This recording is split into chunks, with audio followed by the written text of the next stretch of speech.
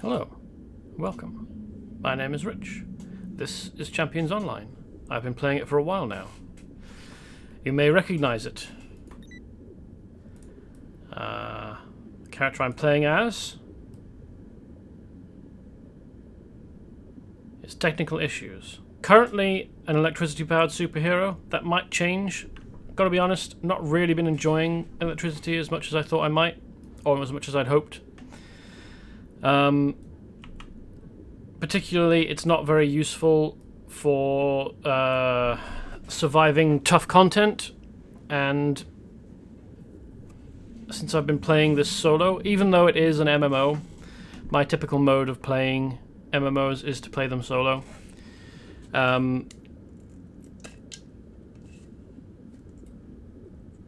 we go.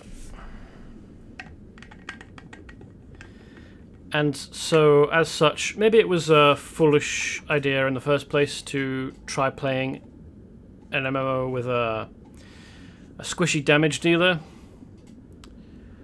solo. Perhaps it would have made more sense to go with a tank, although a tank would take ages to get anywhere. Because the whole thing about tanks is that they don't do very much damage. The thing that they do is take damage.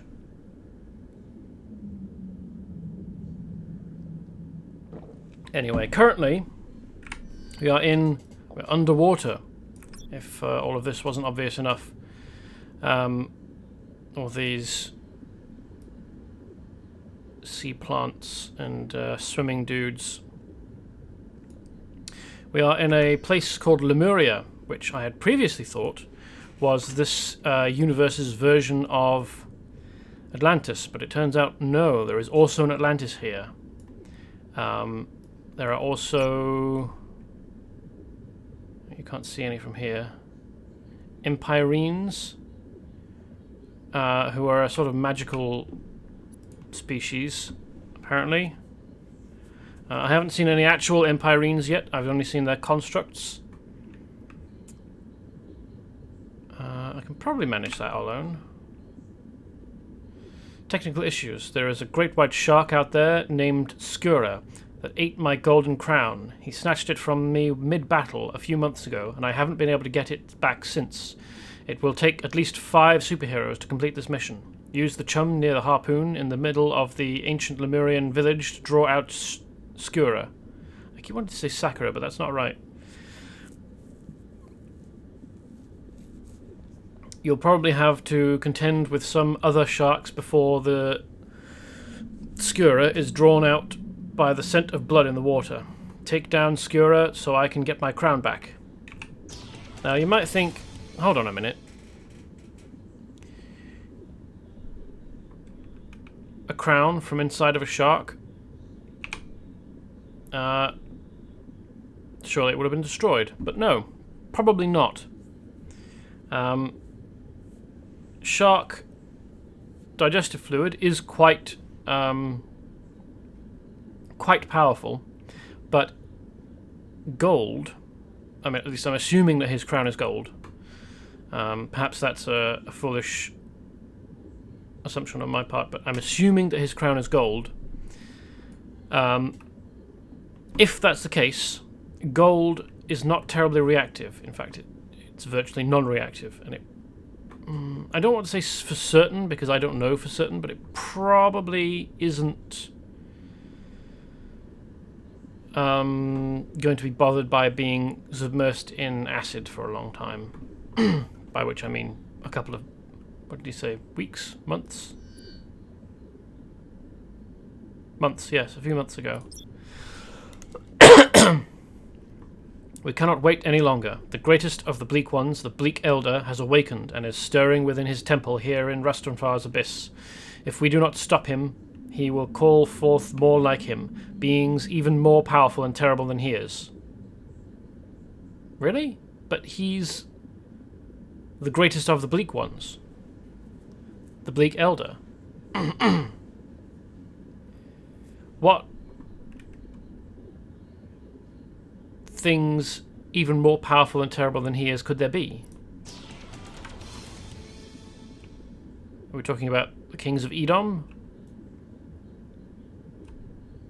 Let's see. Oh, there's a... Oh, hello. Being attacked by it. Some fish that I don't think would hang out in schools together. That's a barracuda. And I don't think anglerfish go around in pairs either.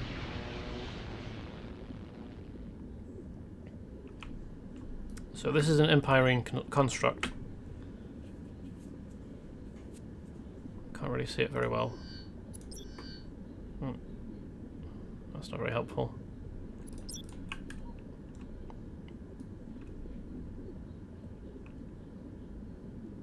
And my assumption is that given that it's a construct... Oh, here's one. Glowing very brightly.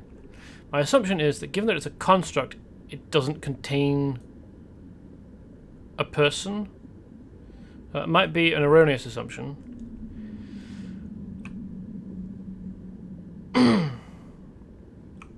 But for example, if it were a mech that was piloted, it would probably be called something different.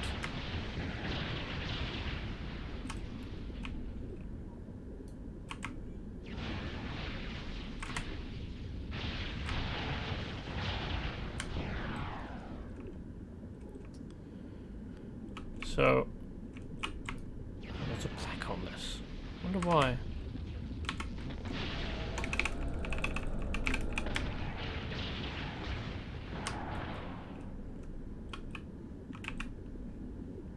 Harpoon history.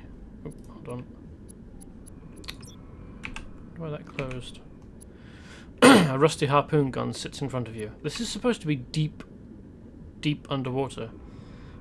Grommet iron toggling harpoon used by old Ahab himself in the battle with the great and terrible albino bull whale known to seafaring men as Moby Dick, one of the few intact artifacts from the doomed ship Pequod. Wild. Why would it be down here? That's a very big harpoon gun to have been used on a sailing ship. I mean, my character is supposed to be about 6 feet tall. And she is about... So this is about 12 feet. Can't say how long this is. This is probably about 18 feet long. Right, so... I have done the business of attracting lots of sharks.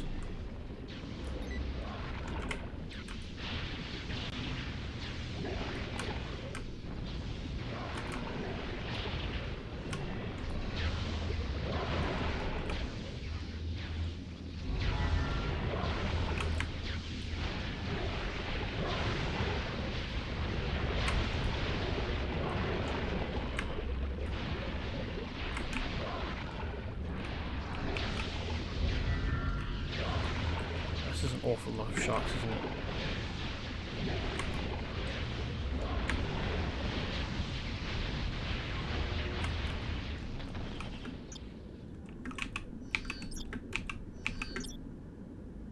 Well, that's them dealt with. Which means the big fish himself. Oh no, here we are. There's some more sharks.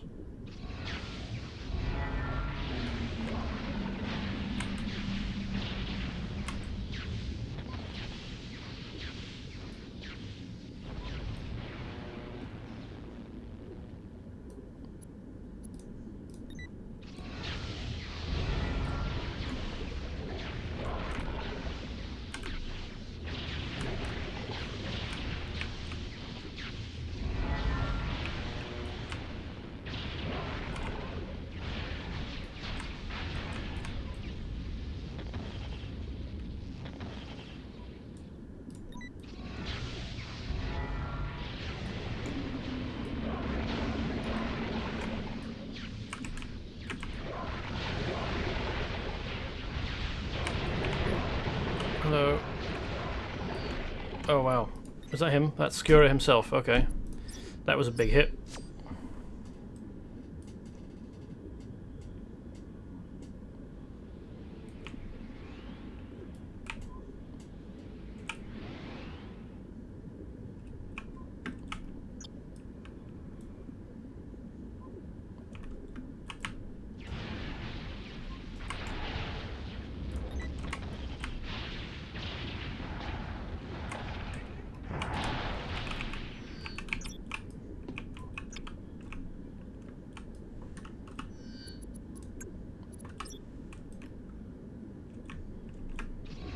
Might not be possible for me to do this solo.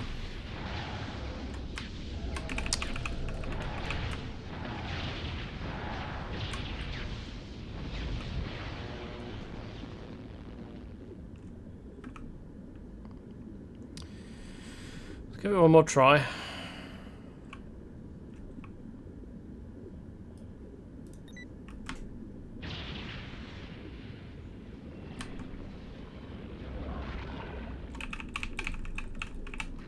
Definitely blocking that.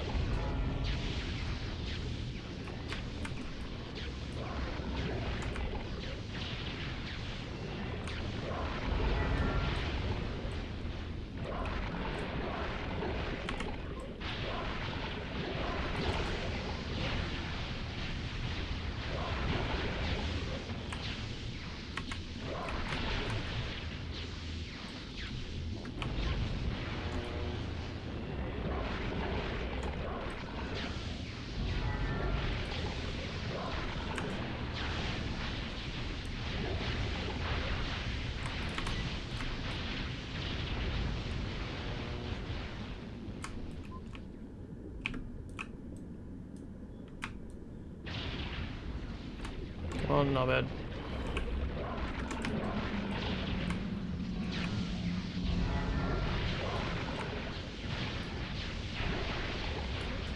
This is very weird. What light source is casting that shadow?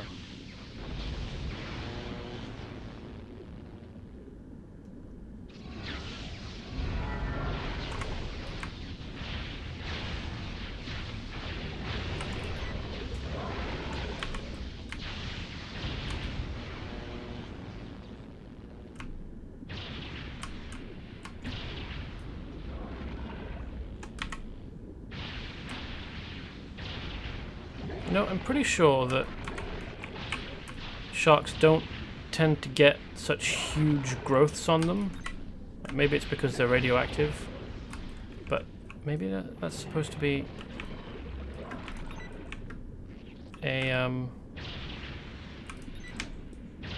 barnacles or something.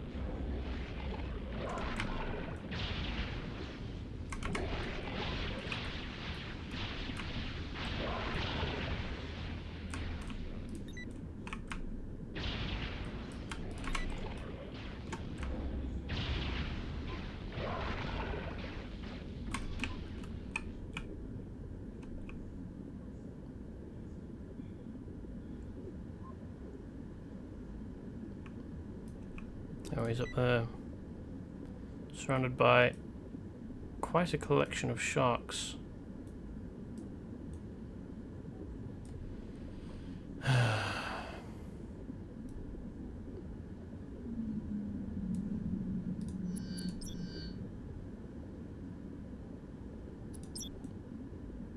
Has he fucked off?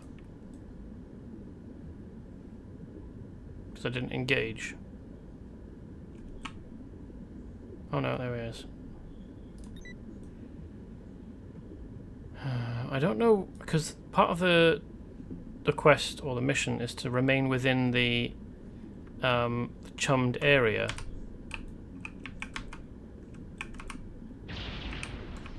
But I don't know what area that is.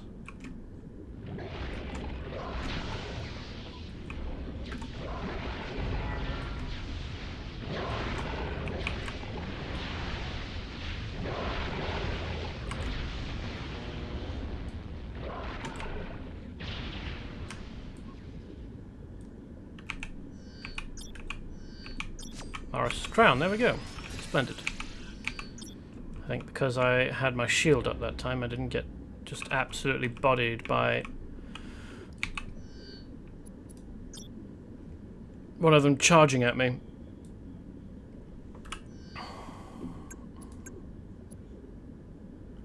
This crown was taken from Morris from a nasty great white shark. Come on. Leave the poor sharks alone. They're just doing their best.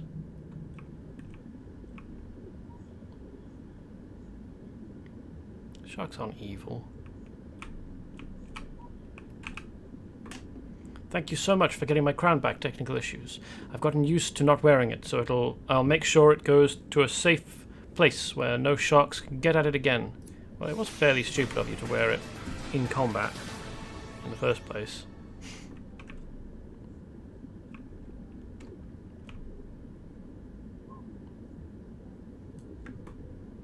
Ship focus. Oh, Ship of Souls. Why did I think that was ship focus? That's weird.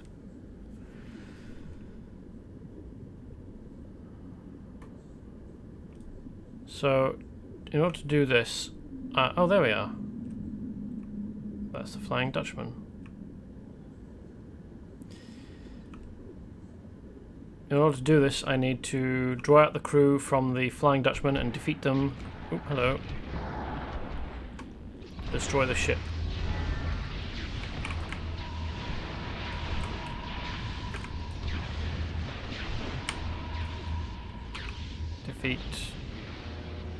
Defeat the marksmen, brawlers, and deckhands. 5 of 50. So quite a few.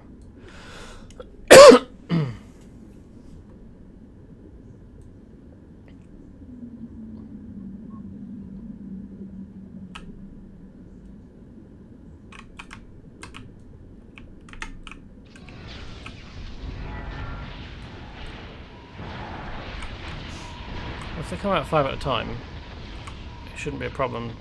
Just take 10 of them. Take doing it 10 times, I mean. This is awfully broken up, isn't it, for a ship? Well, I mean, no wonder it's sunk, I suppose. Pirate ship is not a valid target. Pirate ship.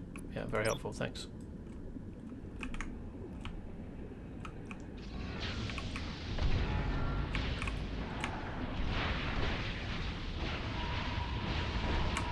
What will happen when I've actually defeated 50 of them? Do you reckon a captain will come out? Will the ship attack me with cannonballs or something?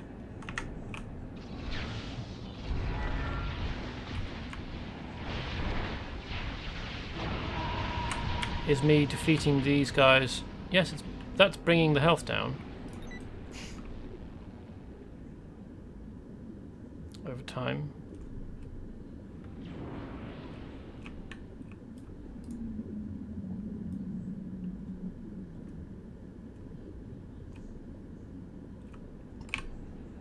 Can I just... Yes, I can just go through the ship.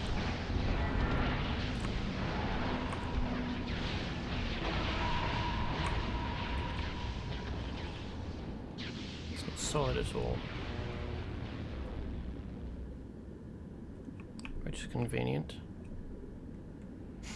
Could a ship this size have a crew of 50? Like, it seems like it wouldn't be big enough to support that many people. Surely it would need to be bigger. And also, like, it's a crew of marksmen, brawlers, and deckhands. So not all of them are actually, like, in charge of making the ship go. Certainly the marksmen and brawlers. Certainly the marksmen. Probably the brawlers. But not the deckhands. Will be responsible for, like, making the ship go. Oh, they've even got a figurehead.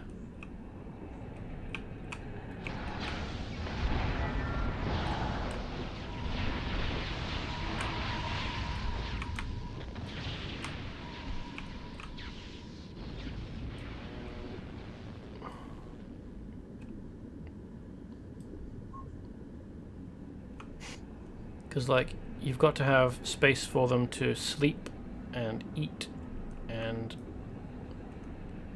I mean, I don't know what the Flying Dutchman was. Was it a trading vessel? It can't have been a pirate ship.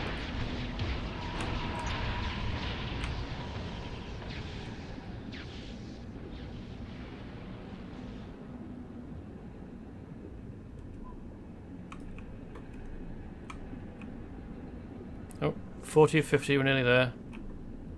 10 more. 2 lots of 5. And then we'll find out what happens afterwards, I suppose.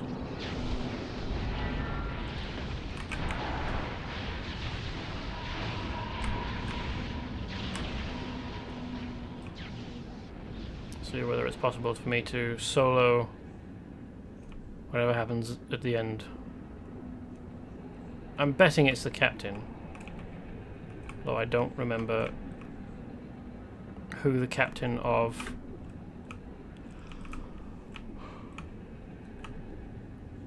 the Flying Dutchman was supposed to be. I don't really remember. Was it a story within a story? Was there ever... Oh well, what is it originally? Defeat the hook slicers and cannoneers.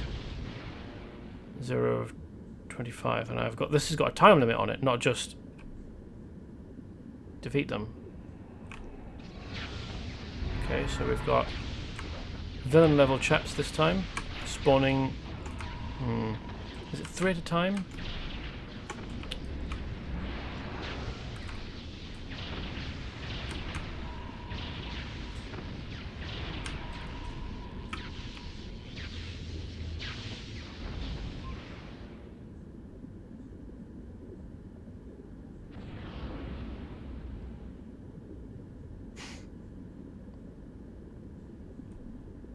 Well, they're spawning faster at least.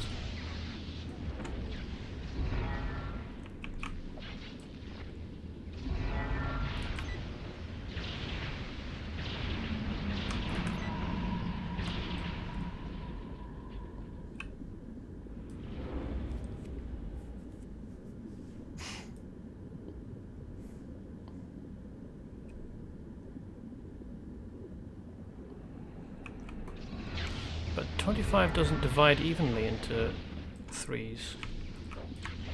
Oh no, here we are. 4 of them this time rather than just 3. It's a bit... It makes more sense. Still bothered by his cannon firing more frequently than it should be able to. I mean, it's smoothbore. It looks like it's muzzle loading, not breech loading, although I'd have to get a better look at the cannon itself. But even so,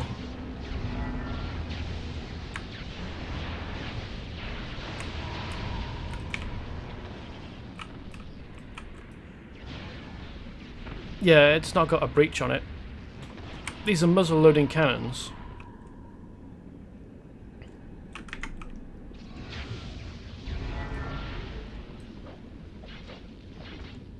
Would you cut that out, please? Stop stun locking me, you little shits.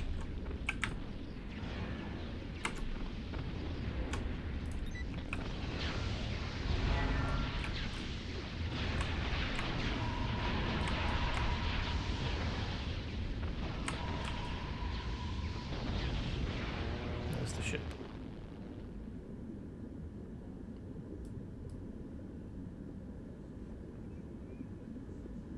I don't know what kind of route it's flying. Doesn't seem to be...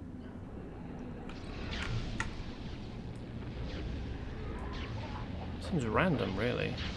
But it can't be, because you can't program true randomness into computers.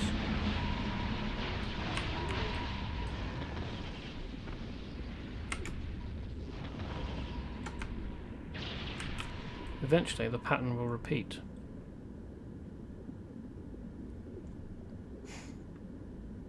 (22 of 25), we're making progress.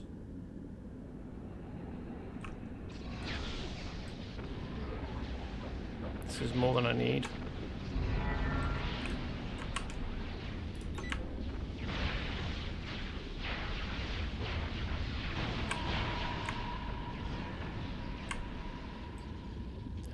Pirate Captain, there we go. Thought so. Who is it? Cutthroat seamen and scallywags who met their untimely end at the bottom of Davy Jones' locker. No, that's just... These buccaneers have been at sea so long that they can Command the ocean's ebb, flow, and... yeah, okay. Oh...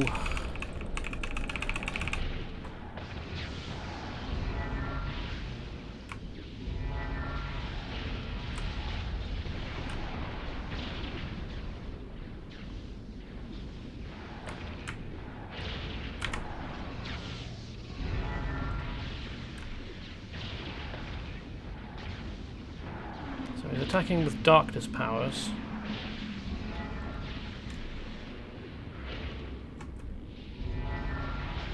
I don't appear to have been hit with fear. Oh no, yes I have. That'll be reducing my damage somewhat.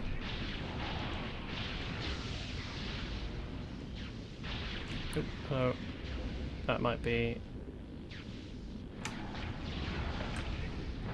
that was probably the control power that he got me with before because I didn't block. That's just a big attack.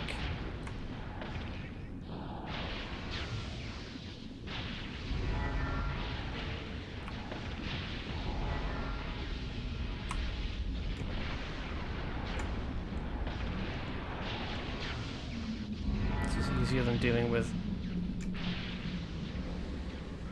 a bunch of dudes. Like, it's easier than dealing with 2 hook slicers and 2 cannoneers.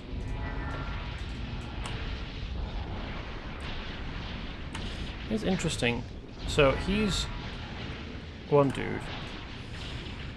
Defeated 25 before him, not counting that the last 4 was 1 more than I needed. So the ship contained at least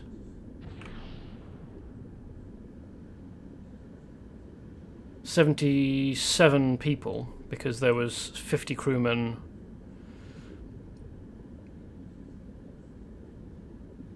I wonder what level. Wow, that's a big skull, isn't it? I didn't notice that before. Jesus Christ.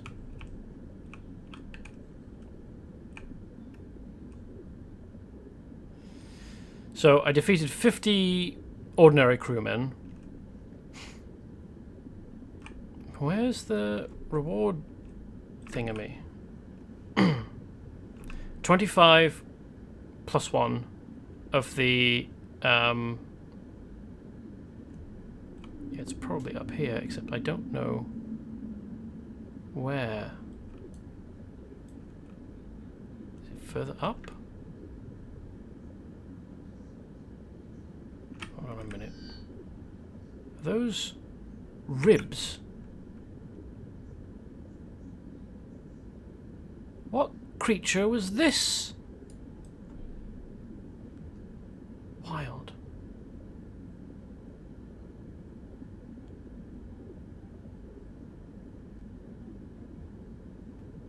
Right, I have got no idea where the rewards are supposed to drop from.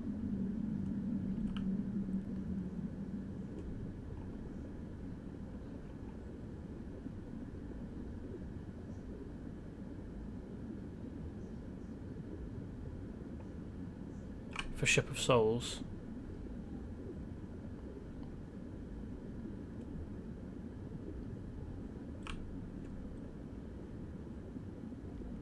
I've been up and down where this symbol is.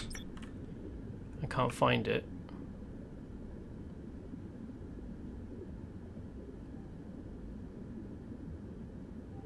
Let's try going to the full extremes of left and right, or east and west, where the ship spawns, or where it, not where it spawns, but where it patrols.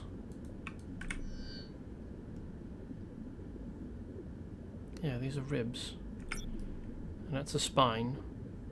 That's just a fucking enormous skull. Extremely well preserved as well, like, because the way that fossils are preserved is, unless, no, it didn't just drop into my inventory. Because the way that fossils are preserved is that, and I've talked about this before, but they're not actually bone, they're stone, they're rock. And what happens is, over time, like millions of years,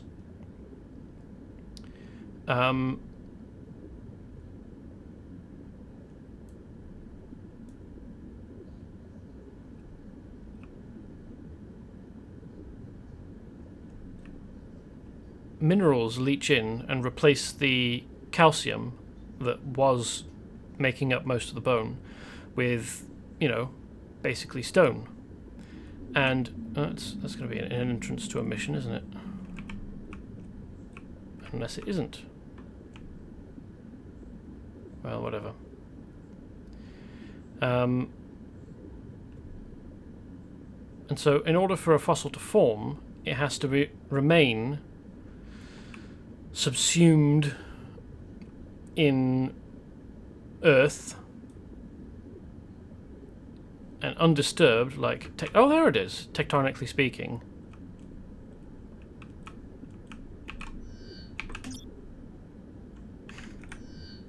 So here, right over a divide in the lava trenches,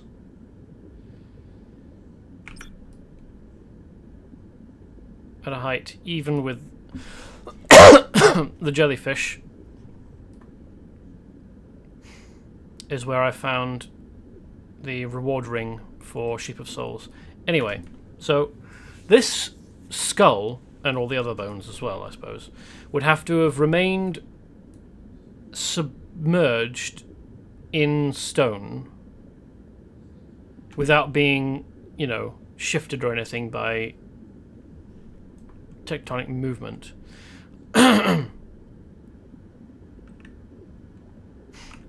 For long enough to get fossilized.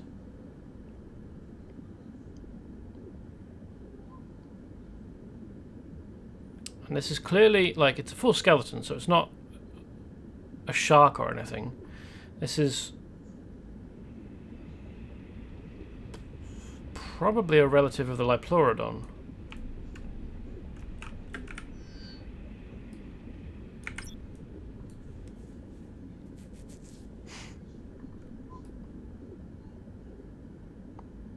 It shouldn't, strictly speaking, shouldn't be possible to still see it from here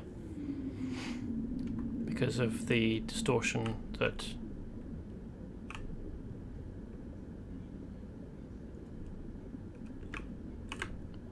happens at distance in water. So I'm saving divers, am I? Okay. Save the until divers from robot pirates. So presumably pirate crew of the claw hammer vessel.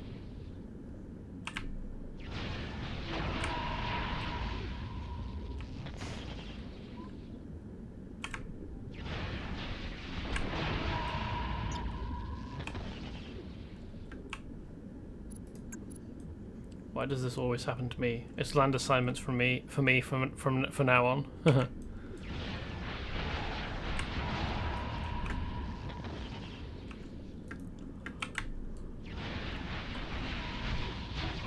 Oh wow, Graphic saved 25 of them.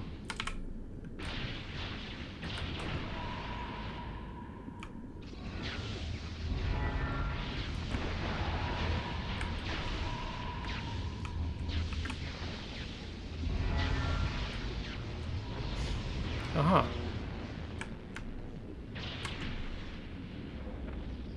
One of his braces has been oversized, and it extends over where his hand would be.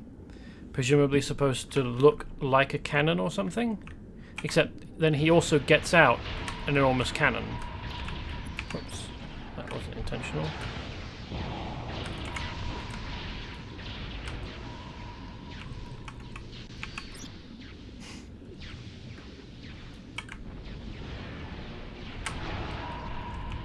Oh yeah, I was complaining about those cannons, wasn't I?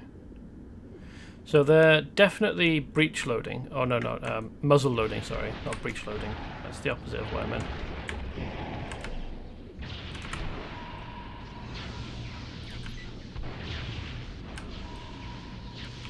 They're definitely muzzle loading.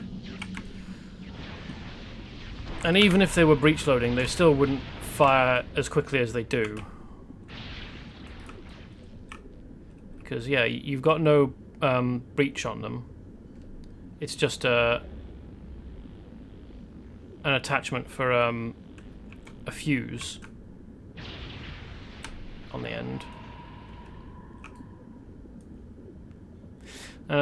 Probably worth noting that the shape, the kind of vase-like shape that bulges at the back there, the shape of the design is such that it should... Well, the purpose of that shape is to absorb the force of the propellant, because basically you're using an explosive.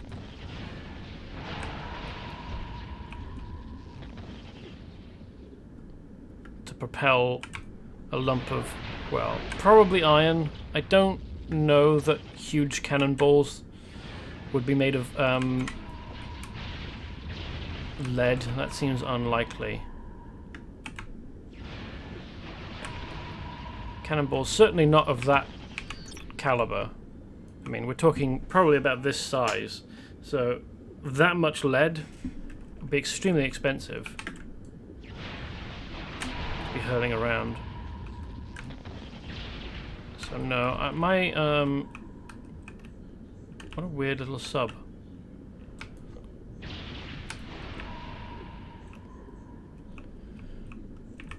It's hardly big enough for many people to crew, is it?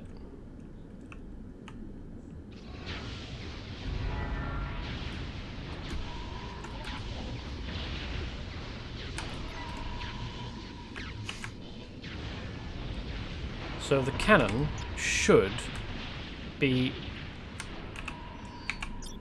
loaded from the muzzle, and what you would have to do is you probably want to check to make sure that the touch line, the small hole at the back that you put a fuse in, is clear, so that you you can load a new fuse in.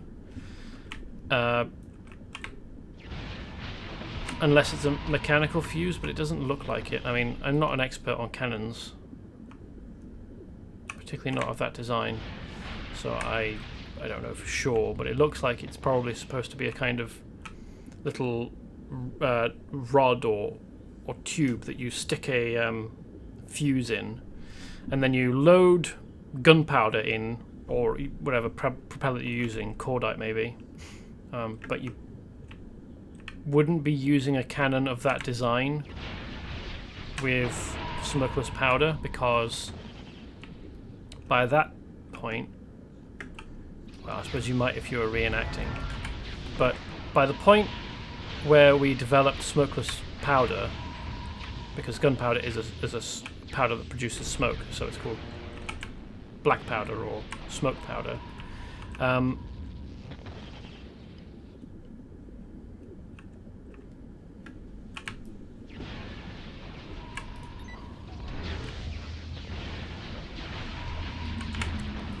So when they were initially, in use, when they were initially developed, cannons of that type were fired using gunpowder, so smoke powder. Oh, rescued enough of the crew. Oh, come on. This is a bit much. Defeat cannoneers or hook slicers. Okay, so this is basically the same thing as before. Only a whole lot more of them spawned at once.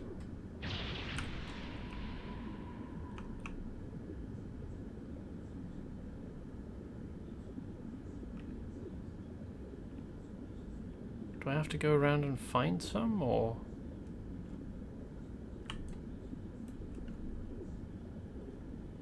deckhands around.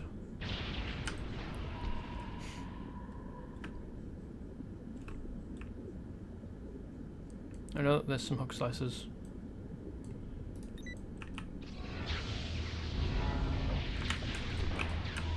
So I suppose you might load a cannon like that with smokeless powder if you were using it now. I mean, I think that's kind of what people do, unless they want the full experience of using like muskets and stuff. And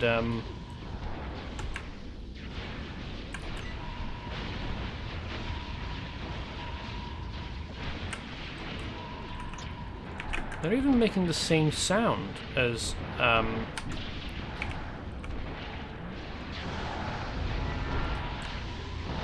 the ghost pirates when they're defeated, rather than the sound that robots tend to make, which is a kind of explosion. So I think when people use either replicas or antique firearms of any design, they tend to use modern explosive powder, unless they're looking for the full experience. Well, that's weird. Defeat Ishmael. Ishmael was the name of the captain from Moby Dick, wasn't he?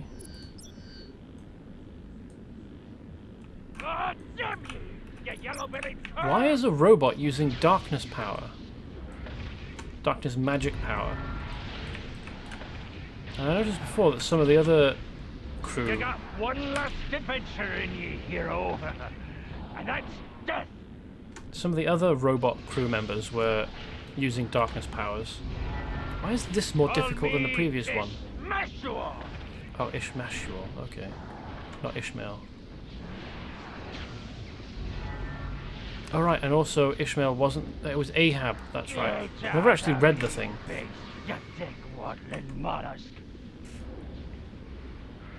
Call Me Ishmael is the name of the guy who wrote the account of the story.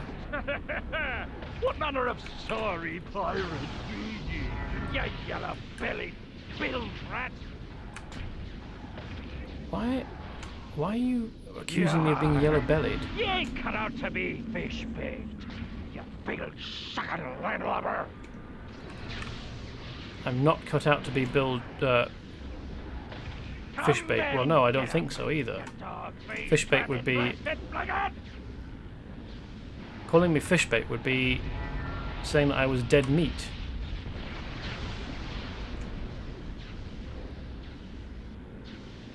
I've already defeated Captain Claude. He was way easier than you were. I'll dance a hornpipe o'er your grave, you pox-faced swabby!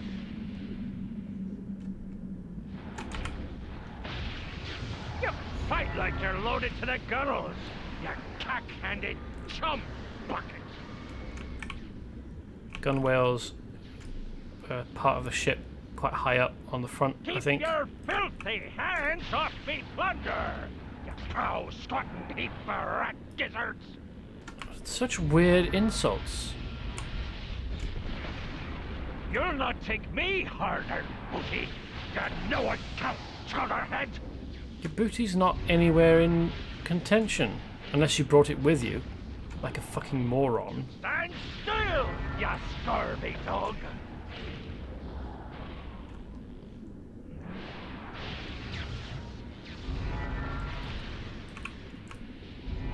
You'll not take me harder, booty. You know it, Count Chowderhead. I don't want your booty. Hey, Ravenforce. Sorry, still, can't... you scurvy dog. A little bit busy, can't pause to look at your messages until I've managed to defeat this weirdo. Stop that.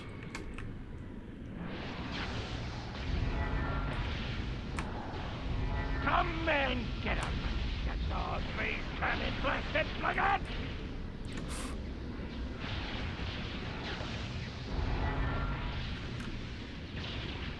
Avast!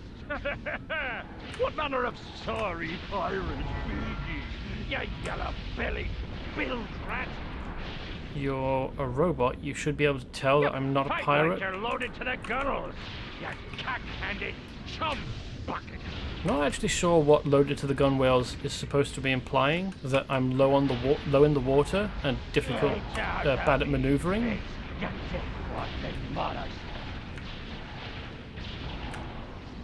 Insults unclear. Keep your filthy hands off me plunder! Cow squat heap of rat gizzard!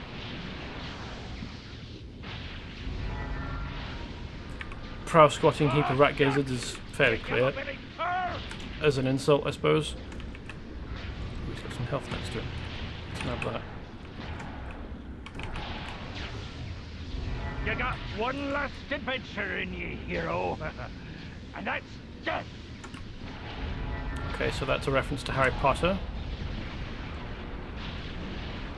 I'll dance a hornpipe o'er your grave, you pox-faced swabby! Oh, come on. You best start believing in cyborg pirate stories, hero. You're in one. Oh, that's a repeat of the line we had from Captain Claw last time. Call me Smashua! But he's a robot, not a cyborg, as far as I can tell. Unless there's a human brain in there somewhere. Yar! You ain't cut out to be fish bait. You big sucker landlubber! Maybe saying that I'm not cut out to be fish bait is saying that I'm not even that good. That's the only way that that insult would make sense. Yep. There he goes. Now I will need to search around and try and find where this... Oh, there it is. That was fairly easy to find, wasn't it?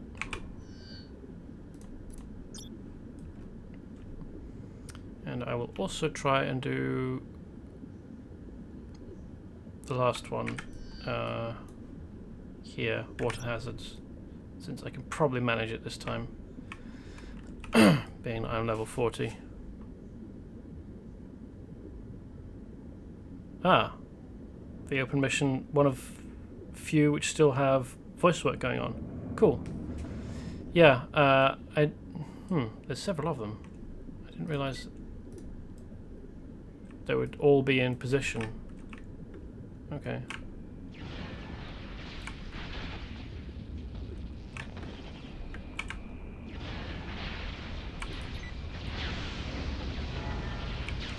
Waiting for rescue. I thought that they would appear one after the other. Apparently not. So his insults were very odd. A bit all over the place. Definitely strange that he would tell me to keep my hands off of his booty, because that implies that he had brought it with him to the fight for some reason. Although maybe it's some kind of pirate honor thing where if you go into a fight you're supposed to bring your bounty with you so that you're putting it on the line in the fight, and it would be a reward for your opponent if they defeated you, and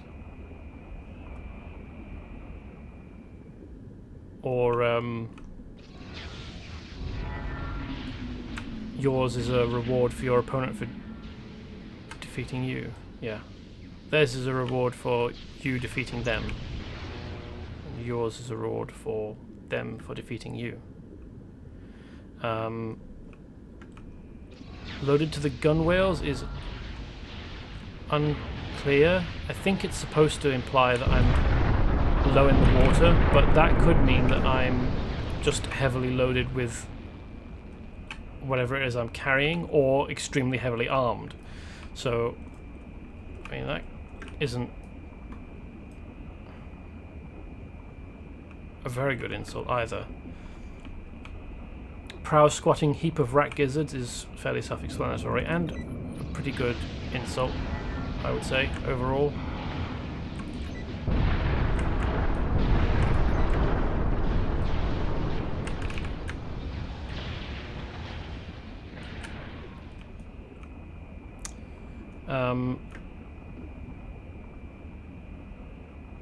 Scurvy dog is pretty standard fare for pirate insults. Pox-faced swabby, again, pretty standard.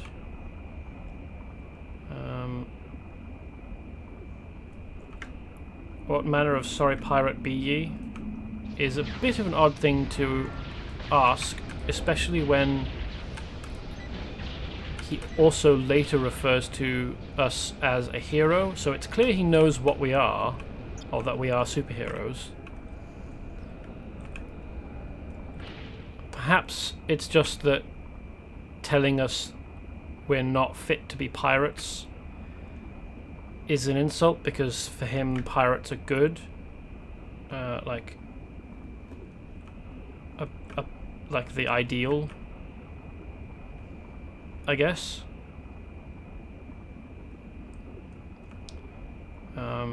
He much more difficult, by the way. He apparently serves Captain Claw, and we've fought Captain Claw already. He was much more difficult to deal with than Claw was. Probably because he's an open world mission boss and is supposed to be dealt with by a group rather than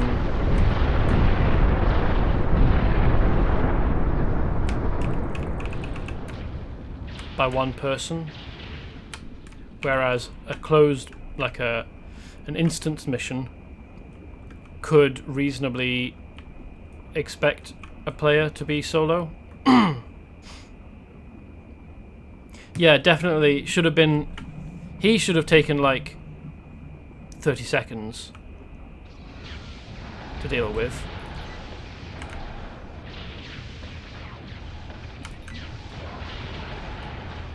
And Claw should have been the one that was a real problem. Much like these assholes. You can't deal with early because they don't fucking spawn in until they're right on top of the mini-sub.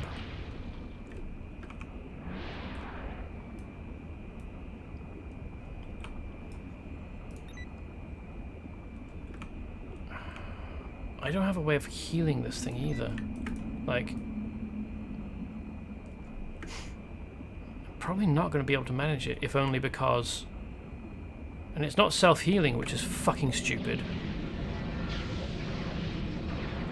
Because I don't have a way of pulling all of their attention to me immediately, because...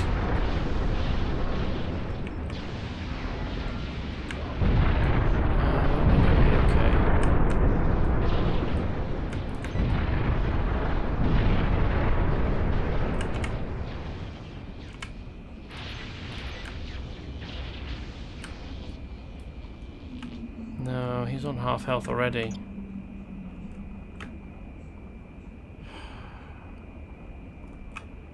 I'm not going to be able to do water hazards because the design of the mission is shit.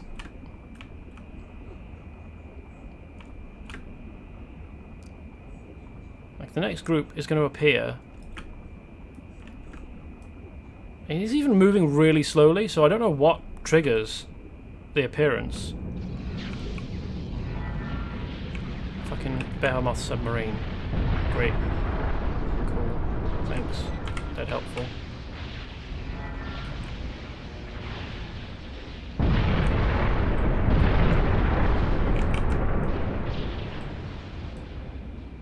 Yeah, he's nearly done for. Go away.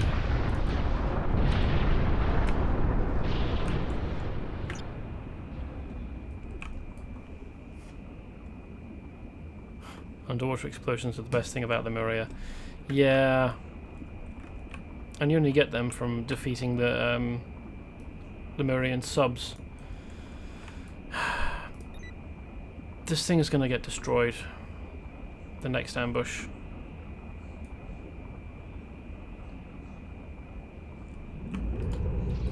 Because I can't pull the attention of... Oh, for fuck's sake, yeah, there it goes.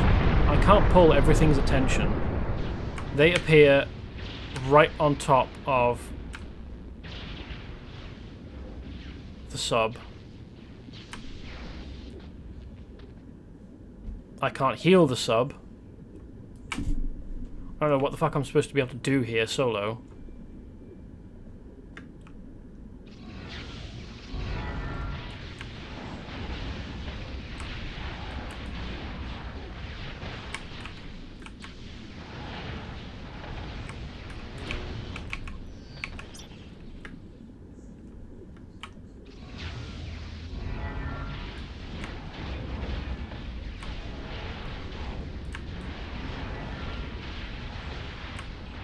With a build that isn't capable of healing others. Like, there are builds that, or just power choices I could have made that would allow me to have a healing power that works on other targets. I just didn't include them in the build because I didn't think that it would ever be necessary. Like, the design of water hazards as an open world mission is kind of bollocks.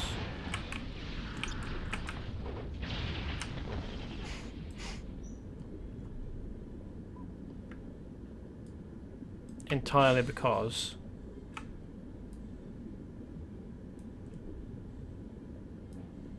the ambushes spawn right on top of the subs.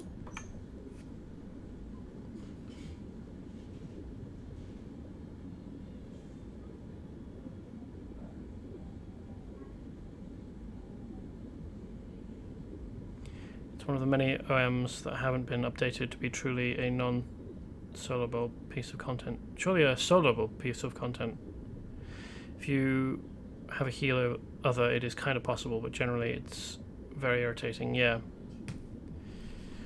So, I'm not going to bother trying to complete it again, but apparently if you go into one... Which torpedo tunnel is it? Is it this one? For a perk? Or the other one?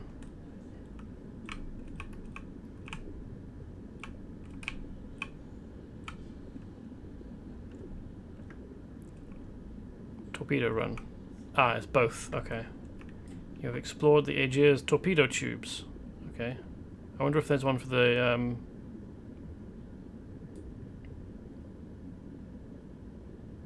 turbines. Maybe not turbines. The propellers. That's the one. Assuming it uses propellers, but no, it doesn't. Okay.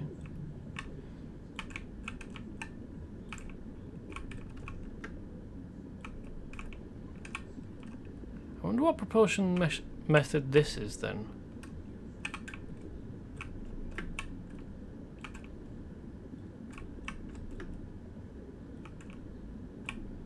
No. No reward.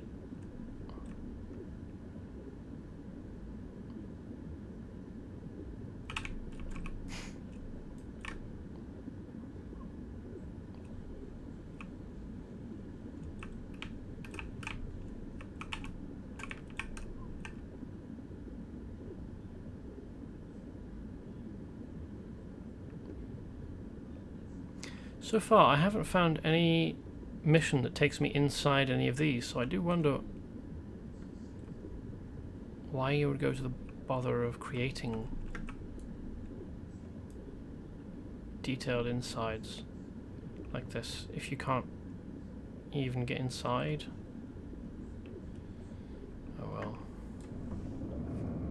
Powered by the concentrated souls of Until agents, yeah, maybe. But that doesn't... I mean, that's a power source, not a propulsion method, isn't it?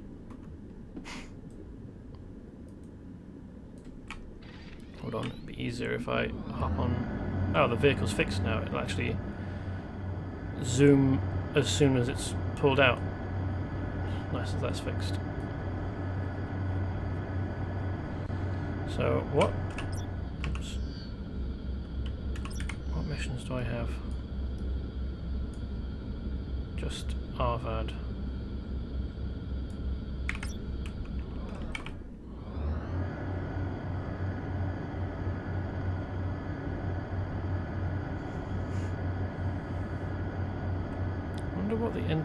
Where the entrance to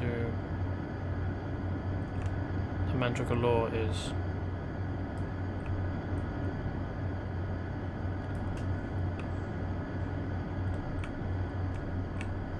Is it here? Yeah, it looks like it.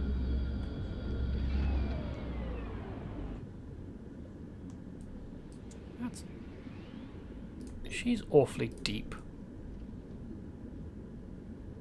For a human.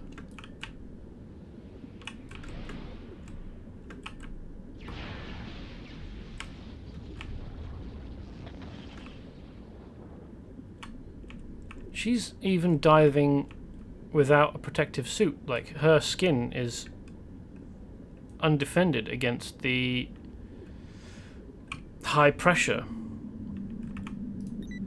What are you doing here? Getting eaten by sharks, apparently.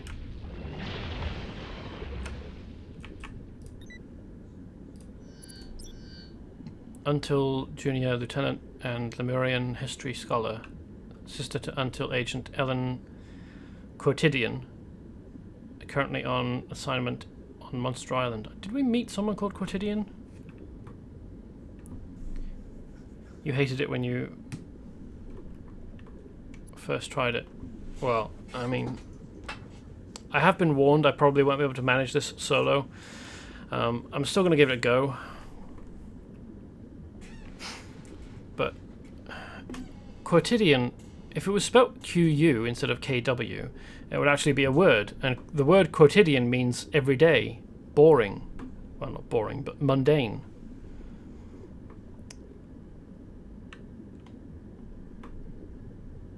She's a contact. Am I supposed to have gotten a mission to speak to her or something?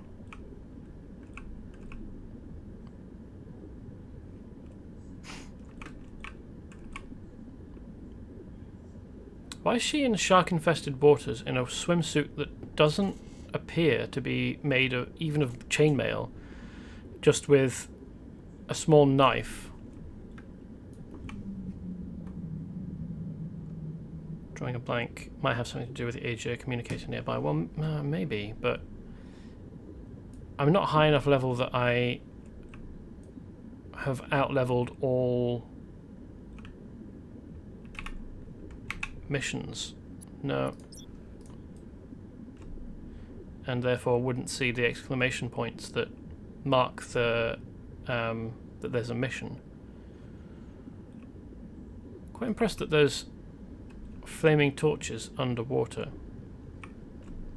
So mostly what I'm impressed with her, well, not impressed, but curious about with her is, first of all, that she seems to be unprotected, armed only with a small knife, in shark-infested water. But also, this is a space referred to as the Caliginius Depths, and then there's Rastranfar's Abyss, which we appear to be in, rather than Caliginius. Okay, we're in the Caliginius Depths now, which is already supposed to be extremely deep, like to the point where Stan Sizu, who's over here, can't get any further down with his sub, because we've heard it mentioned. Stan Sizu, yeah, that's right. Heard it mentioned that people can't get down to the depths of the AJ communicators. We're an unusual exception to this, probably because we're superheroes. Like, ordinary humans can't get to this depth. That's why they've got the communicators here instead. And yet, she's here. Is there something about being near the the Mandragora that means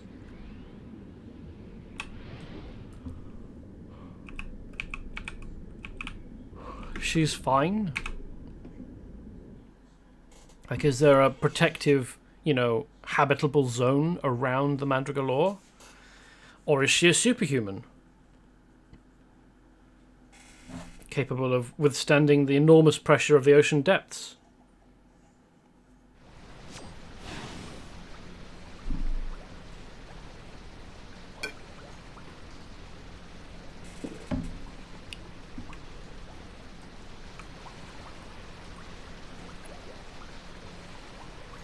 So, enter the Mandragora, find Arvad.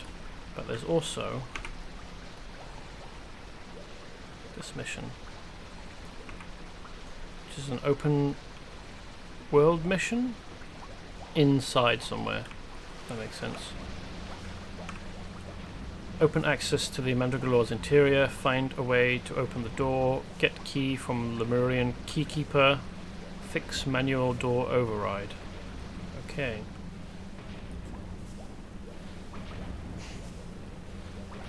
Now, as long as these... oh no, they're tough. This... probably not going to be able to manage, especially groups of this size. Ooh. Let's...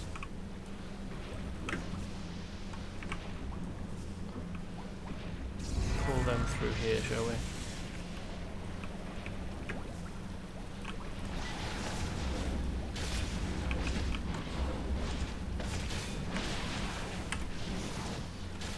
Oh.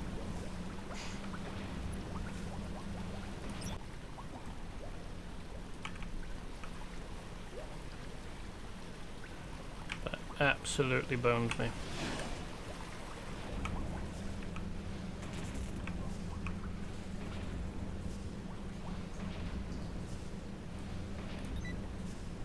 I can't handle this.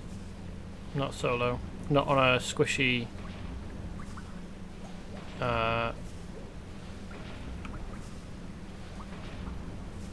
ranged DPS like this. Maybe if I was a tank I'd be able to survive long enough to wear them down. Oh, these pistons are obviously broken, aren't they?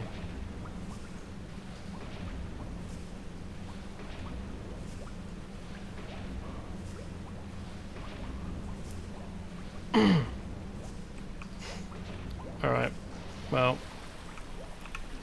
probably back to Monster Island then.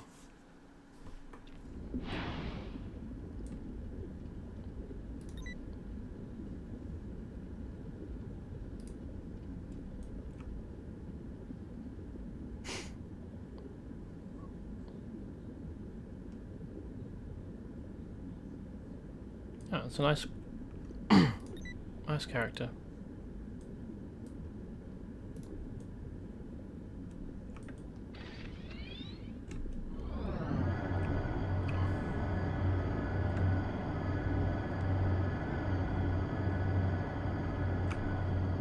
Oh, it's you.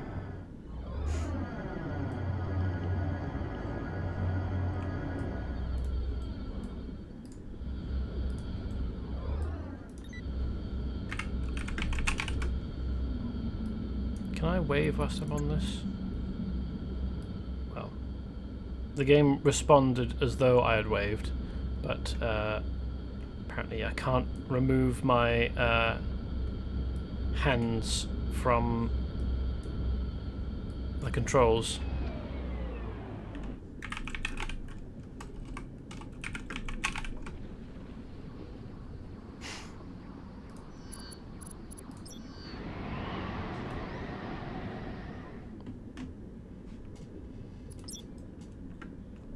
So is it just ice, or is it...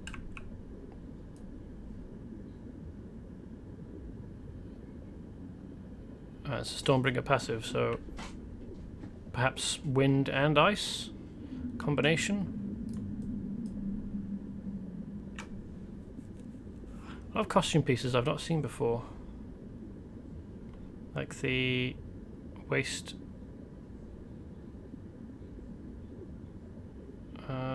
I know the boots and the leg skin cover, but I don't know any of the rest of it.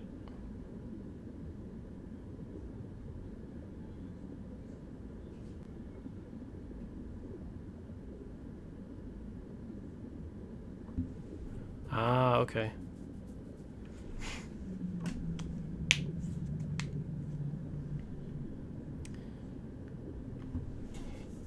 Well, aquatic and corrosive pieces as well. Okay. I'm going to go back to Monster Island and pretend that I've disabled the Mandragora for the purposes of doing missions up there, because I don't think even the pair of us together would be able to manage the damage that would be incoming from those huge teams of mobs.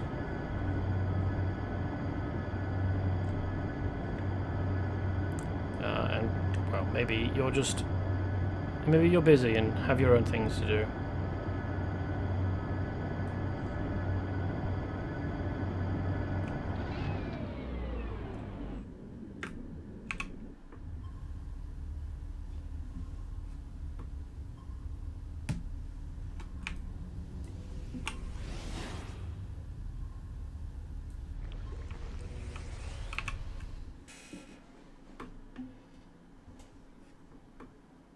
Oh, it's there with the Bronze King. Okay.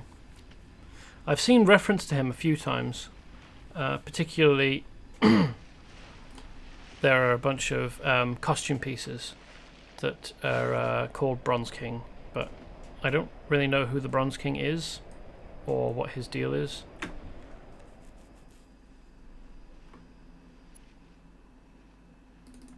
Oh yes, I tried that a couple of times and failed each time. Like, I got a escorted hardtack Jack around. He dug up the doubloons and so on, and we got back to the contact, James Hawk something. And when we got back, the mission made the game made the mission fail noise for no reason, even though I'd successfully brought Hardtack Jack back and picked up each of the things that he'd dug up.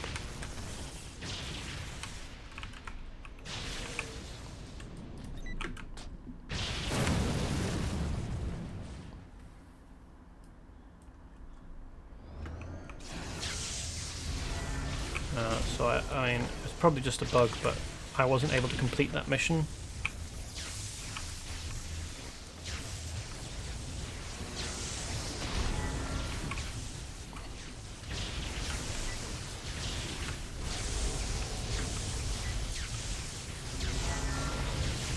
So I've dropped it because I couldn't complete it, and even though I tried a couple of times, it still wasn't behaving, so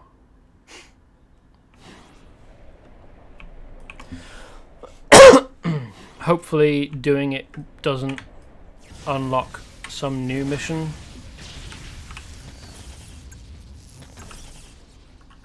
What's that last thing here? Access code floor 2. An access key code for the elevator. But what elevator? What's this for? It's not left over from the Argent HQ, is it, in Millennium City?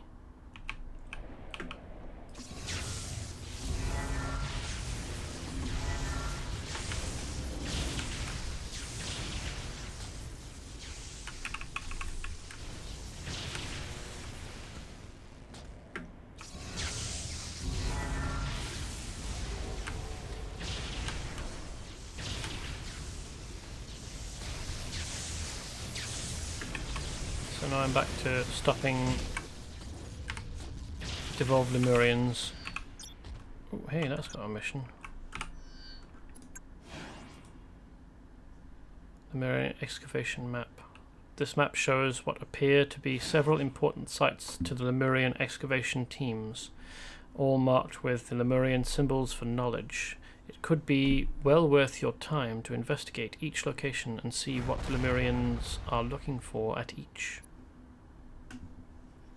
The map you found shows the locations of the fragments of an ancient scroll that record part of Lemurian history, from the time when they were able to freely shift their shapes between their human and reptilian forms. Oh, okay.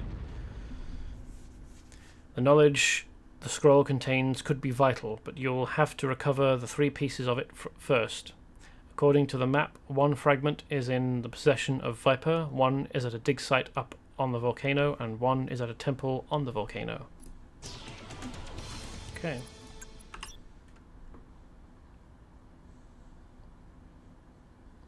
Oh, there was one last mission in Lemuria that I didn't do because it wasn't clearly marked on the map.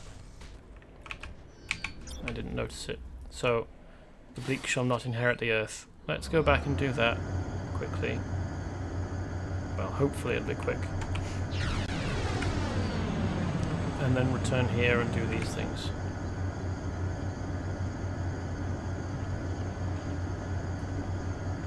Oh yes, move this back down so it's not in the way.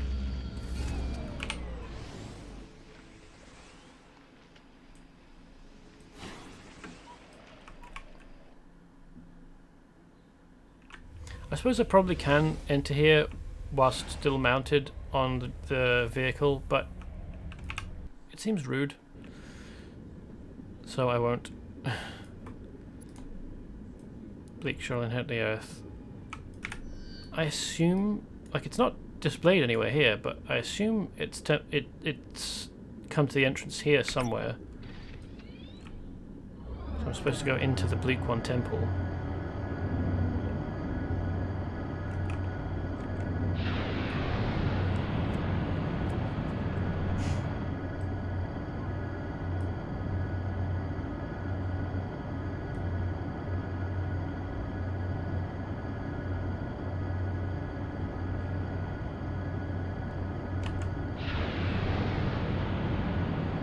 Seems odd that they would build a temple on an active underwater volcano.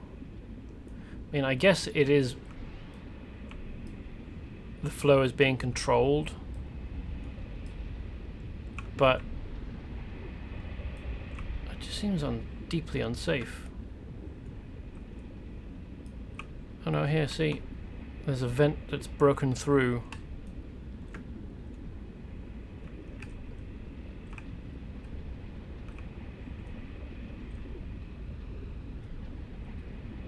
Did the volcano rise up through the temple? This is clearly still active. I mean, I don't know that I'm actually going to set myself on fire by going down into it, but...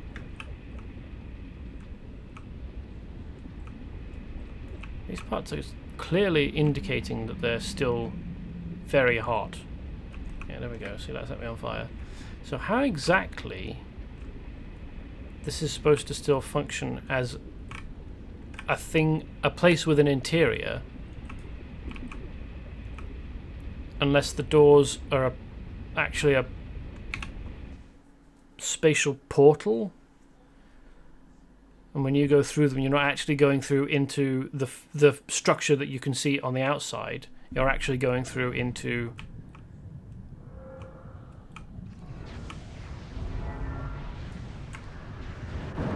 an entirely different space.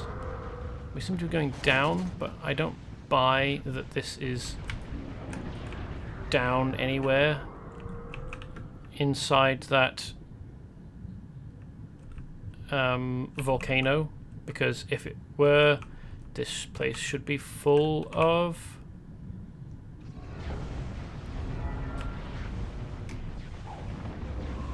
molten stone.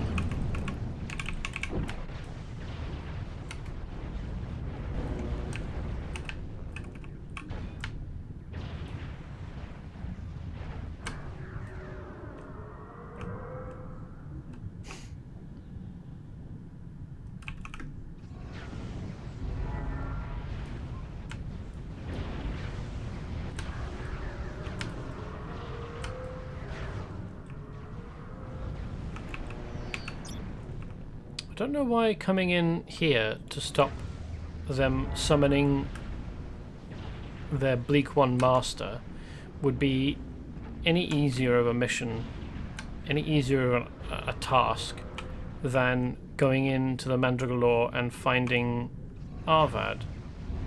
Like, if anything, this should be more difficult. Because it's more important to their cause, like ideologically, and probably tactically. Like, I can only imagine that for them attempting to accomplish their goals would be easier if they had the support of one of their Bleak One masters in the material world.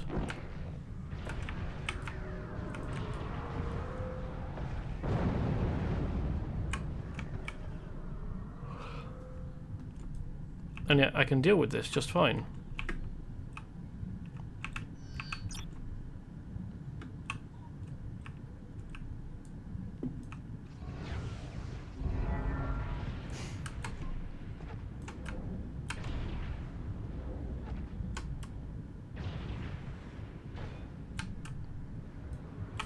I love how I can be absolutely fine when there's a huge ass harpoon stuck through me like that. Just no trouble at all.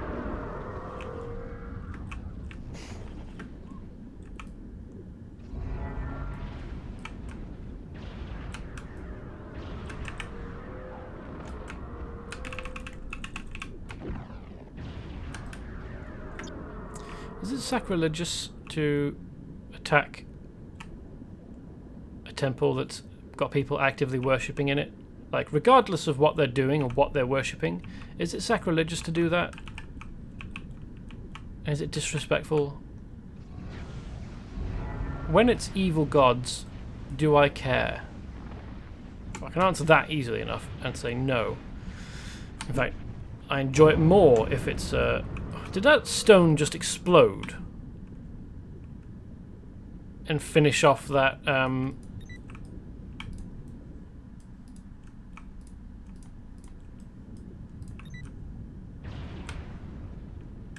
Russian far I was fighting? Like, I can be perfectly happy. Yeah, it exploded.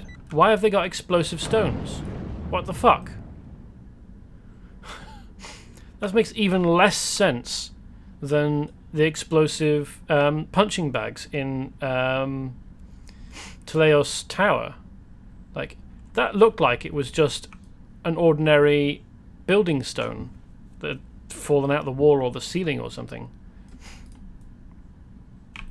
Why are these explosive? Can I pick it up? Yes, I can. What happens if I throw it at somebody? Ooh, that's a big chap, innit?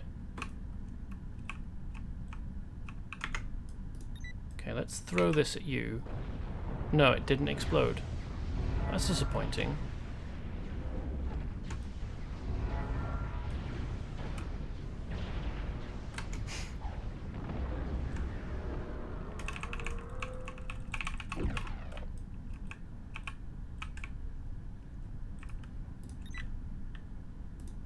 Elder. Servants of the dark gods known as the Bleak Ones, these monstrous beings of inchoate evil are known to the Lemurians as the Rastron Far. So that's even less information than I would get from, for example, the Spurter here. So that's exactly the same text, but this has also got the claws of this feral fiend will cut and cleave, while its teeth will tear and tatter. So he, or, well, they, I mean, I'm not going to assume any genders here. It could be anything, really. They don't give a shit. I've just electrocuted, well, probably electrically cooked their minion, their worshipper.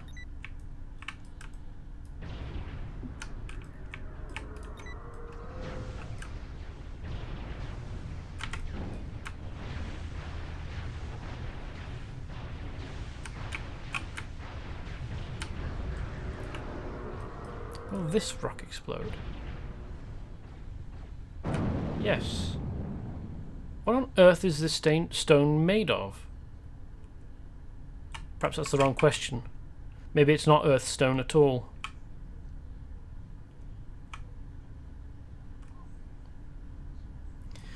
Anyway, how difficult are you going to be? Oh, you're 38. You're not tough or anything. Health bar is red rather than orange. I'm probably going to be okay, right?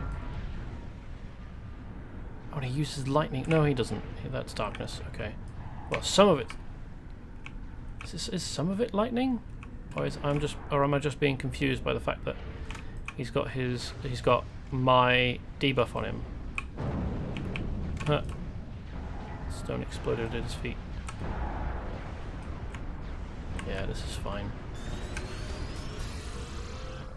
It got a little bit dicey there with the dark rift he'd opened up. What was it called? Keep forgetting the name of it. The Ebon Rift. That's the one.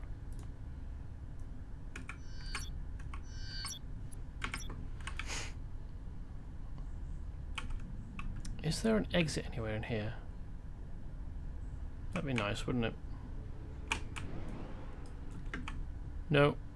I mean, there's a passageway back here, but no exit. Oh, Socrates. Okay. Leave current map. Wow, that's way easier. Thank you. I know that you mentioned it like a week or so ago, but I hadn't used it since, and that was only in the context of because I couldn't manage Viper's Nest, and it didn't occur to me that I could use it just to leave the map because I had finished. Thank you. That was really helpful. I don't need to complain about maps not having exits in the final room anymore. So, all my complaints, the previous weeks that I've been playing, wiped away, rendered pointless. No problem, just make sure you're out of combat and it will always work. Okay, yes. Worth noting, once you've completed a map, even if it's super long and twisty, if there's no door at the end in the final room, you can just click on the Socrates button here, the middle one on the left hand side, and there'll be leave current map option on the list.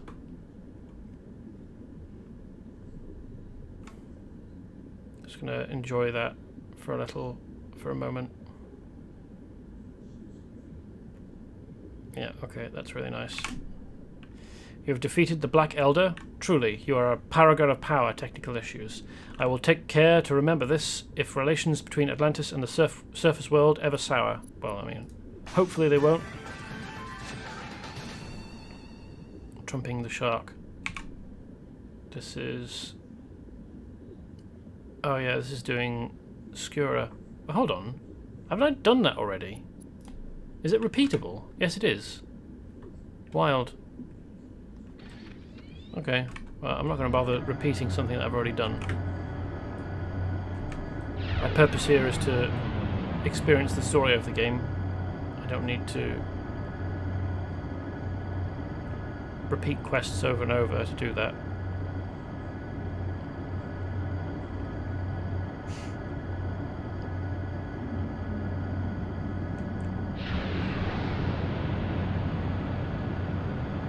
I'm going to see whether I can enter the Aegir whilst mounted. I don't think I have tried before. Enter Aegir. Ah no, it auto dismounts me. Okay. Presumably they think it's rude for you to enter the Aegir on board a jet bike or whatever as well. Which, fair enough. It kind of is. Anyway, hop back aboard and go north. Foil the Lemurians further. So I discovered Monday, maybe. Discovered before. Oh, they've gone. That the efforts of the Lemurians here are supposed to be happening after I've disabled, or more or less permanently disabled, the Mandrigal Law, so it's not possible to be used anymore. And they're searching for new ancient super weapons. Or, well, they're hoping to find and uncover more that have been lost.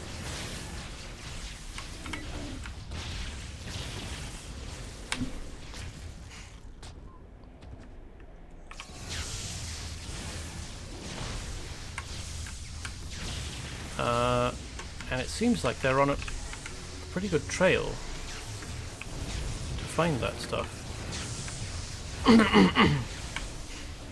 Although I had been complaining because apparently this is the ancient location of a palace of, not Arvad, but someone the Golden.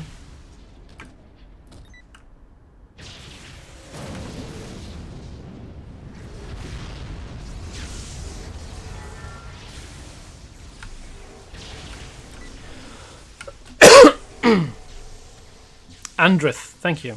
Andrith the Golden. Oh, I was almost there. They're quite similar names. At least they begin with an A. And I was complaining about how a palace shouldn't really be where they would have kept ancient super weapons. Like a military installation is the sort of place that you keep weapons, not palaces. I realised that palaces would have guards, and those guards probably had weapons, but probably not super weapons. Like, you don't keep nukes at Buckingham Palace.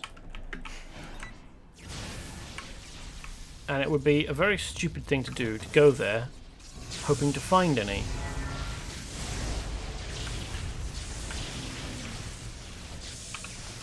Now, perhaps, I mean, this area is big enough that it could have been a city, a small city, but certainly a whole settlement. So maybe there were some part of these ruins was a military base of some kind.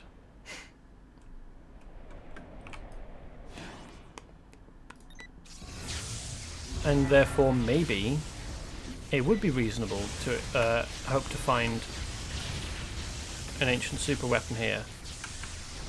But there is more problems with the premise than just that. I mean, for one thing, why would the civilization, when they leave this area, leave behind weapons that might be useful to them? Especially because it seems as though... Oh, hey. Snaking up the ruins. Ah, this is a Viper base. You run across Viper agents in Andrathal. You need to discover what the snakes are up to and find a way to stop it. Even if this was a place where there had previously been ancient super weapons, did they not leave with the weapons? It seems as though the game refers to... Can't target the Osprey, that's annoying. The game frequently refers to the idea that both the Lemurian civilization and the conflict it has had with the Empyreans are tens of thousands of years old.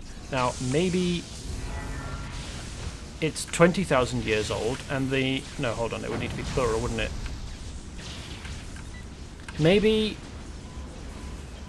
Lemurian civilization is 30,000 years old, and the conflict it has had with the Empyreans is only 11,000 years old, which is a plural of tens. Oh no, hold on, no it isn't. Would you want it, if you were saying tens of thousands of years, would 11,000 qualify as a plural of tens, or would you want it to be at least 20 for it to count as a pluralization to qualify as a pluralization of tens of thousands? Thinking about it logically, I'm suspecting it actually probably wants to be the latter, in that in order for tens of thousands of years to qualify as passing, it needs to be 20,000 years. At least.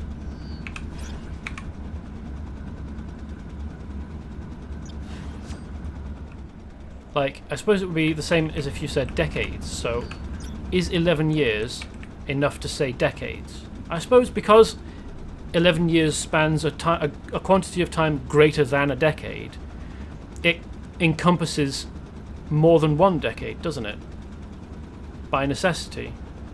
Especially if it's 6 months, decade, 6 months, that make up a total of 11 years, but spans. Yeah, Lemurians and Atlanteans are ancient races and superpowers. Are Atlanteans the same as Empyreans? Because they are referred to separately. And the only Atlanteans we've seen have been Marus and his guards and his sister Stingray. And the only evidence we've seen, well, I've seen so far of the Empyreans is their constructs. Nope, quite different. Okay, I thought so. Just wanted to make sure. So, I'm not quite sure how we're qualifying tens of thousands of years, but basically, my point is this. The Lemurians have been around. The game frequently tells us that they've been around for tens of thousands of years. And also that the Lemurians have been in conflict with the Empyreans for tens of thousands of years. Now, maybe tens of thousands of years length of civilization is 20,000 years. Sorry. Maybe length of civilization is like 50,000 years, or 60, or more, and the Empyreans can hide amongst humans. Oh, okay.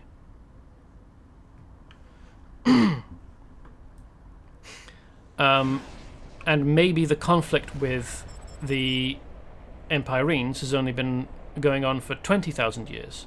So, or even less. Maybe the use of tens of thousands just means 11,000 or more, because it encompasses a period of time greater than one unit of 10,000. Which proportionally would be a tiny amount compared to a 50,000 year history. I mean, it would be a fifth.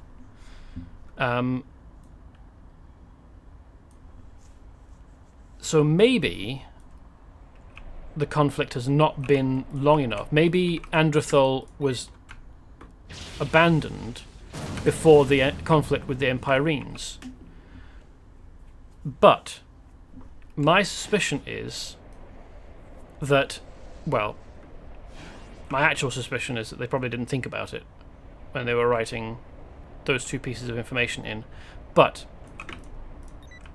the easiest, most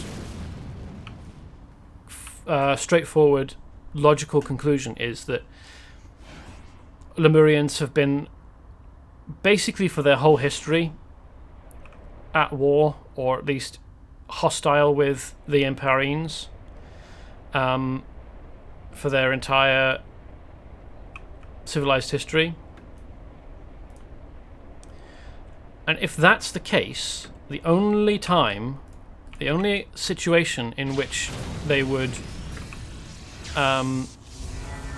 have ancient superweapons, but not leave with, and have ancient superweapons in a city or in a settlement, and leave that settlement but leave behind the weapons, is if they left in a hurry. and they probably wouldn't have had time to disable any of those super weapons.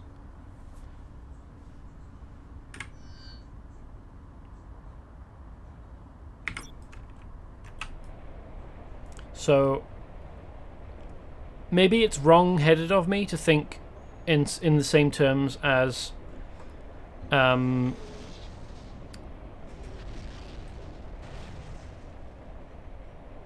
a modern weapon, you know, a rifle or something like that, but leaving, or even, you know, a missile or a nuke, leaving something like that armed and unattended for tens of thousands of years, exposed to the elements, will not, when you come back to it, it will not still be functional. Like, maybe their weapons were built much more sturdily than their buildings. I mean, it's clear that the time has ravaged these buildings to quite an extent. There's a lot of lore for CO. Lemurians fell due to Mandragora lore imploding or something. Yeah, I know that the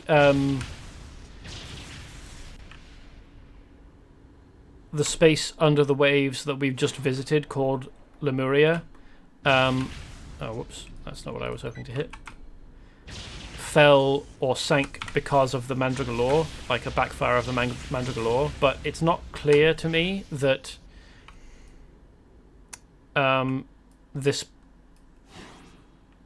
that Andrathal was abandoned at the same time as Lemuria sank.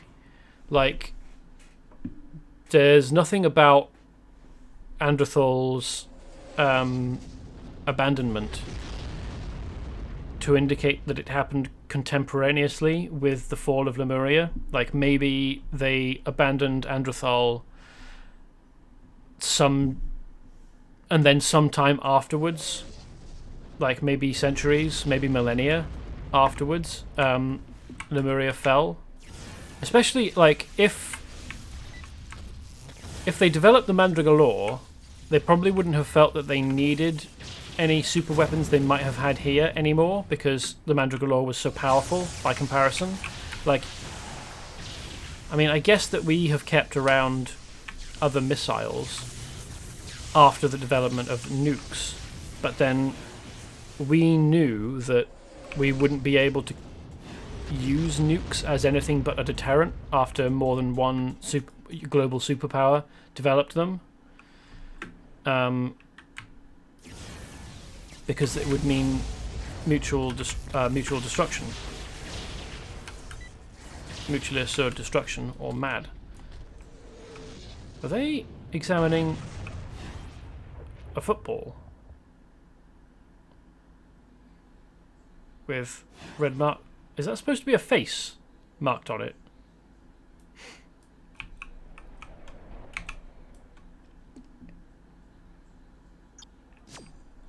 Were they saying anything?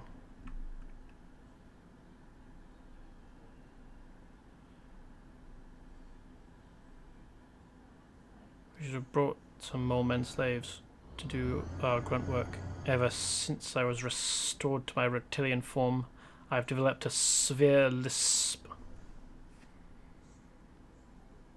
Beach ball for a different mission. Oh, okay. There's another person on. Maybe it's the same person. Silver Sentinel.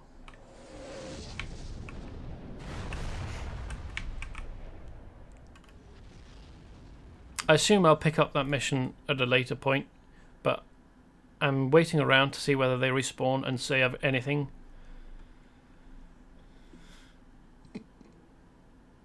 They say ancient Lemurians designed a weapon even more powerful than the Mandragora lore. I wonder if its secrets are buried here. So yeah, I was wondering whether maybe. So first of all, I was wondering whether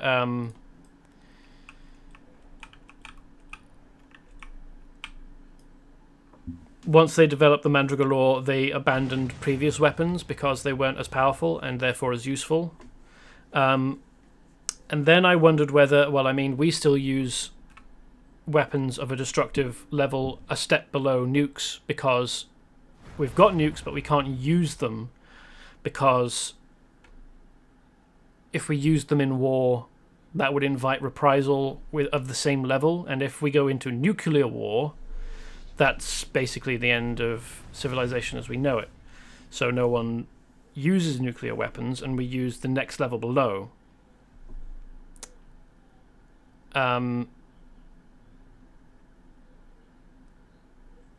But that doesn't mean that in this case, the Lemurians kept around weapons that were, in the same way, the next level below the Mandragora. Like, for the main reason that it doesn't appear as though, or the game never makes any mention of anybody else having a weapon of the same magnitude.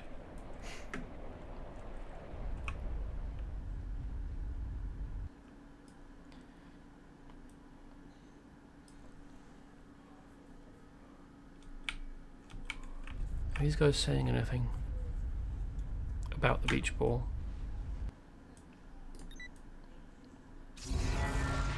So if none of the Lemurian contemporary civilizations had a weapon at the same level as the Mandragora, they wouldn't have needed to have it but not use it in the same way that we have but don't use nukes. So they would have abandoned lesser weapons.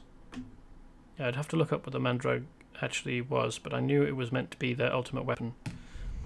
Yeah, well, I mean, so they probably have weapons that individual soldiers can use, so that they've got stuff that guards can use. It doesn't look like those guys are actually saying anything. Like, these guys have got voice line, well, not voice lines, but text lines. But these guys don't. I was kind of hoping that they'd talk to one another about the beach ball, but looks like they aren't going to.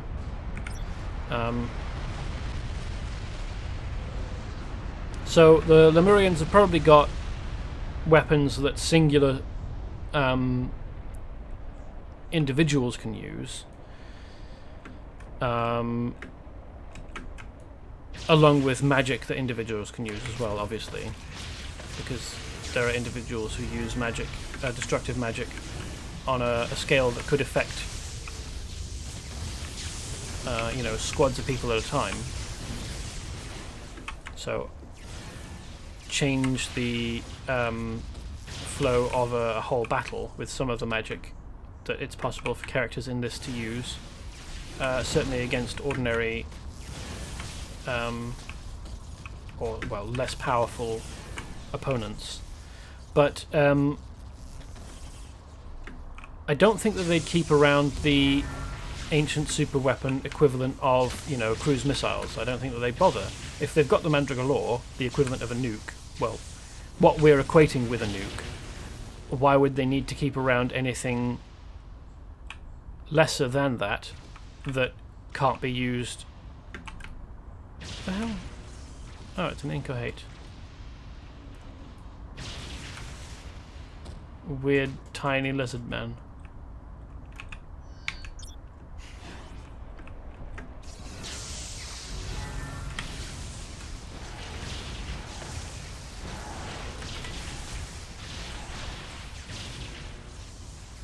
Why would the Lemurians need to keep around anything of the equivalent of a cruise missile or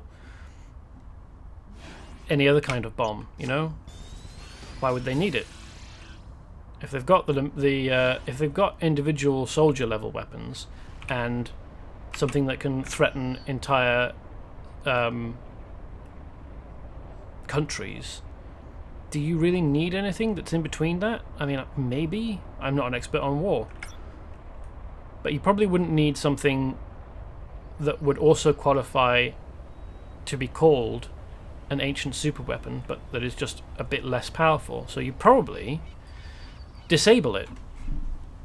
take it all apart and leave the parts in separate places, or even, break the parts down so that they're not usable anymore, or so that you can use the parts for something else. So quite why the Lemurian rebels are here, hoping to find whole, contiguous, functional super weapons, because remember, I've also pointed out that it has obviously been long enough that the buildings here have fallen into almost complete ruin, and that if you left around anything that humans had built for the same amount of time, you could possibly expect, especially if they were made out of metal, but even if they were made out of stone, you couldn't possibly hope that they would remain whole and functional. I mean, okay, yes, I admit, maybe it's wrong-headed to assume that there is an equivalence, like just because something that a human would have built of any of the materials we have available would have fallen apart in that span of time, doesn't mean that anything that they would have built with, I don't know, I guess magically infused materials would also have fallen apart in the same amount of time. But that said, everything else that they had built, everything out of stone, everything out of wood, presumably, because there isn't any evidence of it physically being present anymore, anything out of metal, if they had anything metal in the city, or in that settlement that we were exploring before, all that's left is stone. If they had anything else, it had obviously completely been completely ruined, completely fallen into ruin, and been erased by the passage of time. So quite why they're expecting to find pieces of weapons. I mean, maybe they're hoping to find schematics,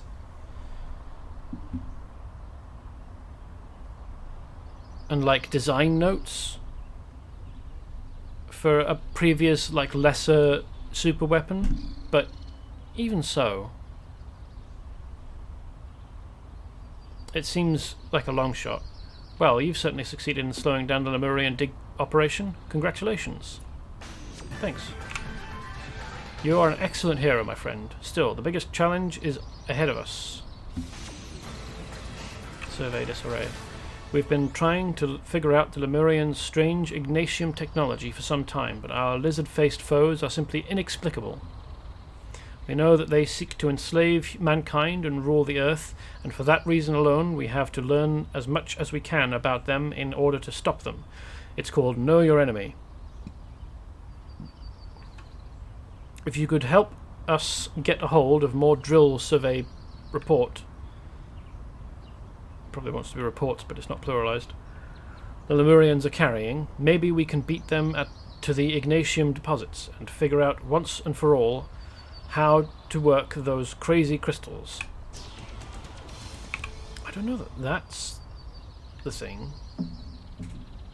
We've got loyalist Lemurian ambassadors who have come to the surface world seeking help. Can't we ask them? Couldn't you have asked me, whilst I was down in Lemuria, to ask their scientists how ignatium technology works? Why are you following around basically soldiers deployed in the field, hoping to learn the secrets of their technology? It'd be like following soldiers around hoping to learn how computers work or how internal combustion engines work, just because they happen to have some of them on hand. It's not like the soldiers are the ones responsible for designing and building the machines, is it?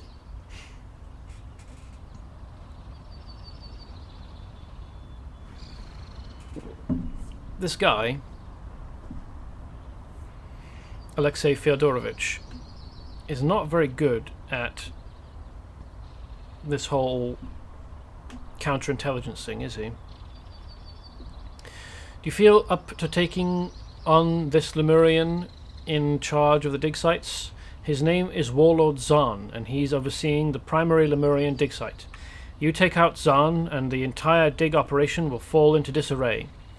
My scouts have spotted him inside a lava temple within the caldera of the volcano. Okay. Yep, I can do that.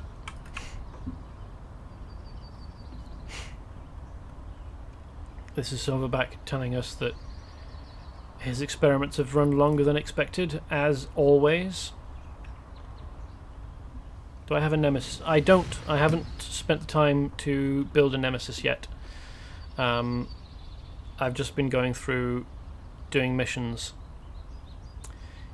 You have the full scroll? How exciting! Now let me see.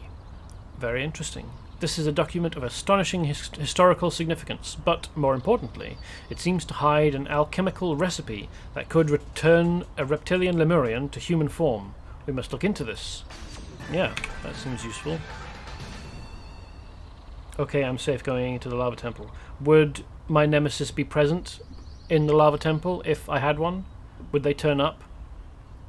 The Scroll of Andrith may provide us with a means to recreate Andrith's spell and transform Lemurians back into human form, but it will require several ingredients indigenous to Monster Island. Captain Fyodorovich is understandably unwilling to endanger his troops to get them, and I'm only here as a hologram, so I must ask for your assistance to gather the ingredients. I'll need a particular breed of volcanotropic mushrooms. Do mushrooms even live near volcanoes? Seems like entirely the wrong sort of environment for them. Look for them near the lava lake. Oh, and a sample of the local seaweed which grows along the coast. Also some of the local wildflowers that grow at the base of the mountain, and finally some Korosqua powder which many Lemurians carry. I've marked some likely spots on your map, so good hunting. Can I just go here? Please. Why do I have to go further along the coast? I'm at the coast now. Let's see how deep this is.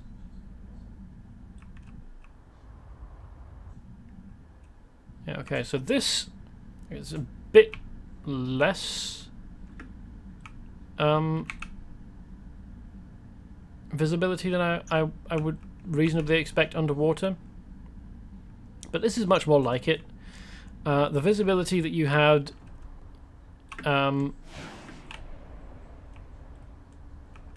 in Lemuria is pretty weird, although I can understand why the game makers would have set the visibility so high. It's so that you can see the whole of the zone that they've created. Oh, I've already finished collecting that seaweed. Okay.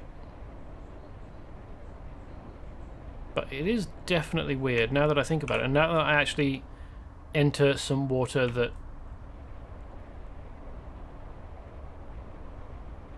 some other water that they've created in the game.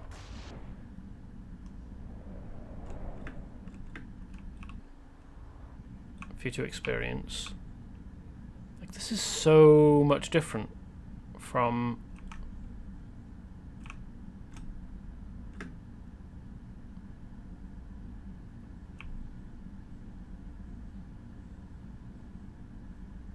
the water in oh, that's interesting. When you're underwater, everything is blue, regardless of how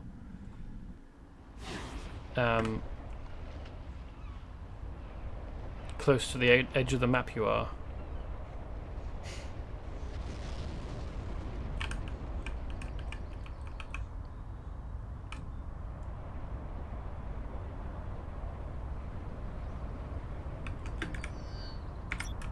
Gone a bit off course there, exploring the water.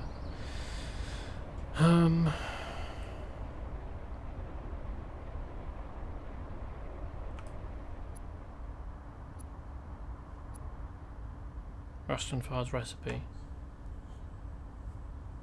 That's odd. Shouldn't it be Androthal's recipe? Unless his name was Androthal Rustrenfar.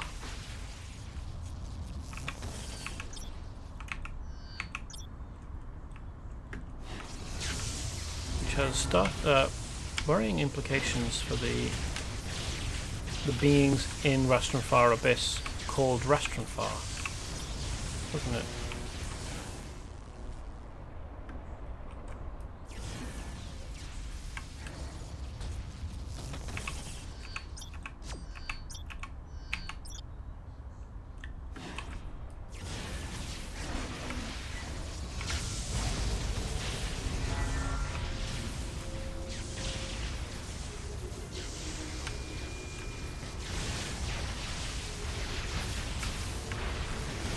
I'm going to assume these are the type of thing that will explode if I move, so I'll destroy them before that happens.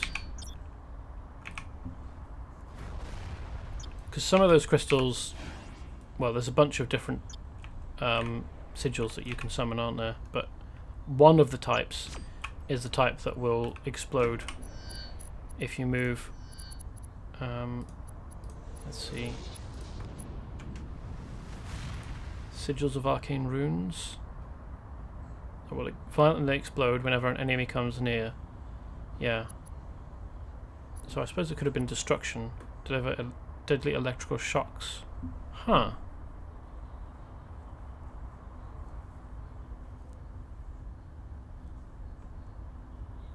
So this says that sigils of destruction, sigils of the destruction for some reason, summon 5 sigils around you to deliver deadly electrical shocks to any enemy who comes too close. But nothing about this says that it applies negative ions, and there aren't even any enhancements, advantages rather, that you can take that would give it negative ions, despite the fact that it says that it delivers deadly electrical shocks.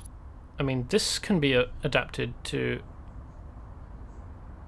apply negative ions.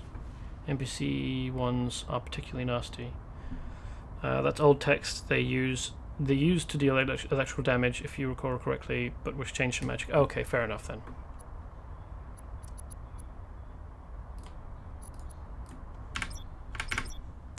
Where do I want to go next? Here. Okay.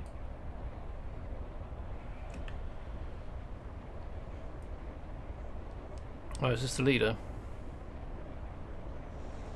I wonder how tough he'll be. Maybe not. These are the mushrooms. Bloody weird mushrooms that grow here, aren't they? Let's just leave those alone.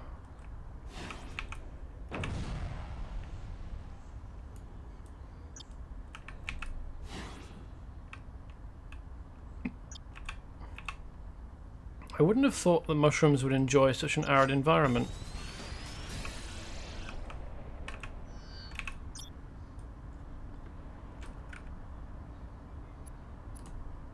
Still need survey reports. So let's go and bother reptilian dudes until we get more.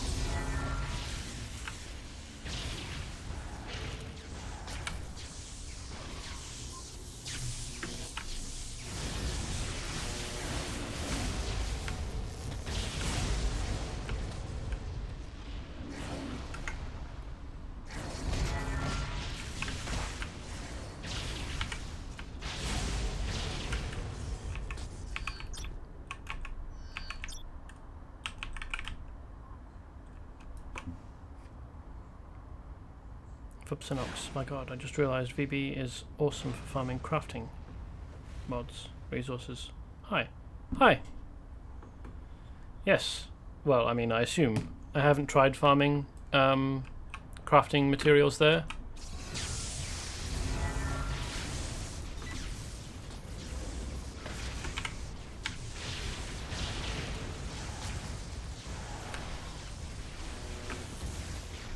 Best of luck farming. Well, hold on, this is weird, isn't it? Best of luck farming your crafting materials. This appears to be Ignatium, but blue instead of red, which is weird.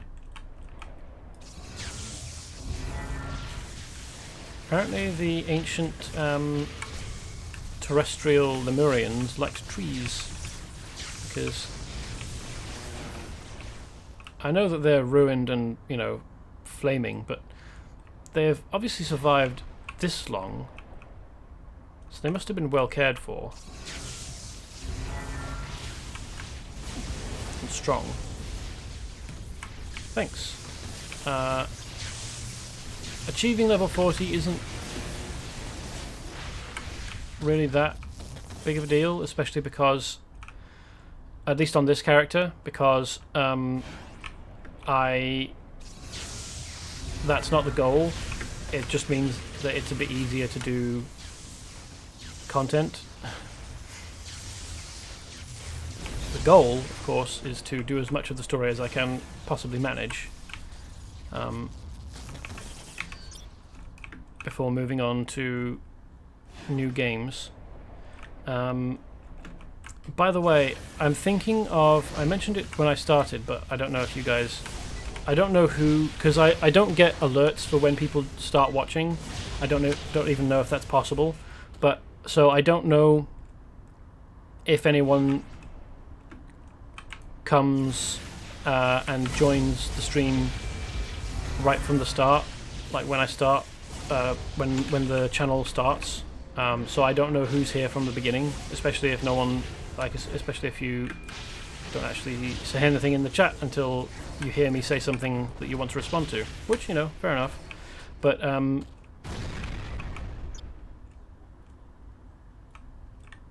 so I don't know if anyone was here when I mentioned that I'm thinking about changing the power set that this character uses. Partly because not enjoying electricity as much as I thought I might. It's a lot less precise. I prefer a power set that doesn't splash as much as electricity does, especially with chain lightning.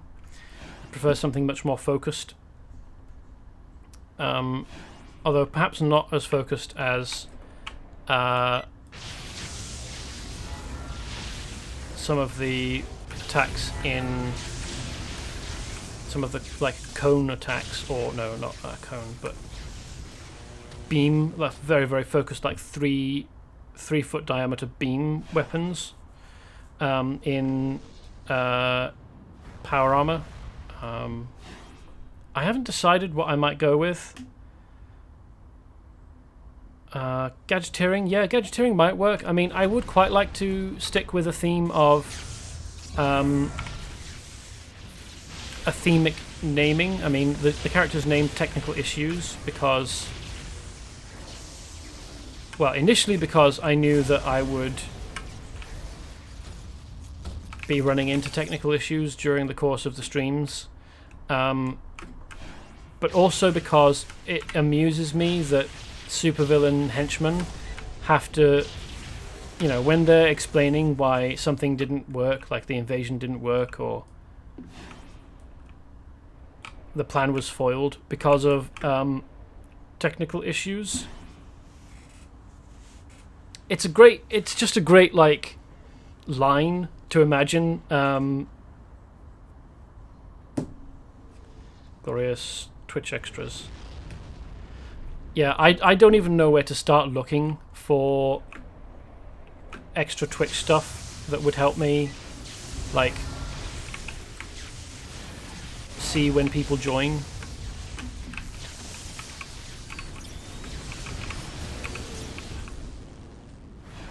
Or, yeah, stuff like that, or when people come and start watching. Anyway, so it amuses me that villain henchmen would have to say we failed because of technical issues. That just tickles me as a concept, but I suppose just the name is enough to trigger that kind of thing.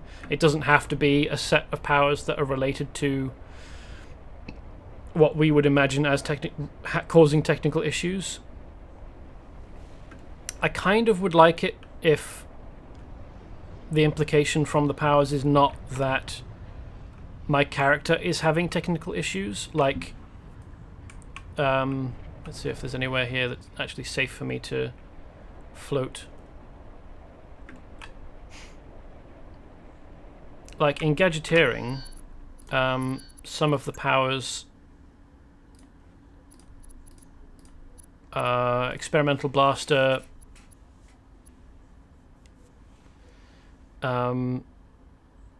the effects can have a huge range of different, or the powers can have a huge range of different effects. Like you're having strange technical issues with your own weapons. It implies that the character is not quite as effectual. Like their efforts are slightly haphazard. Like they're not as effective as perhaps they could be. Like the implication is that they are using experimental weapons that haven't been fully tested, and they haven't fully mapped out the possible effects, which seems to me, I mean, that's in line with the things that comic book characters would do, but it's not something that I want my character. It's not an implication that I want my character to be working under. Like, she's doing this very seriously. She takes this very seriously. She's, forgive the pun, a bit of a powerhouse in terms of like very seriously taking on threats and taking them down. It just amuses me that her hero name is Technical Issues, and that therefore when henchmen say to their bosses, have to explain to their bosses why something hasn't worked, it's because of technical issues. So I suppose in that way, with that reasoning, it doesn't really matter what powers she has, because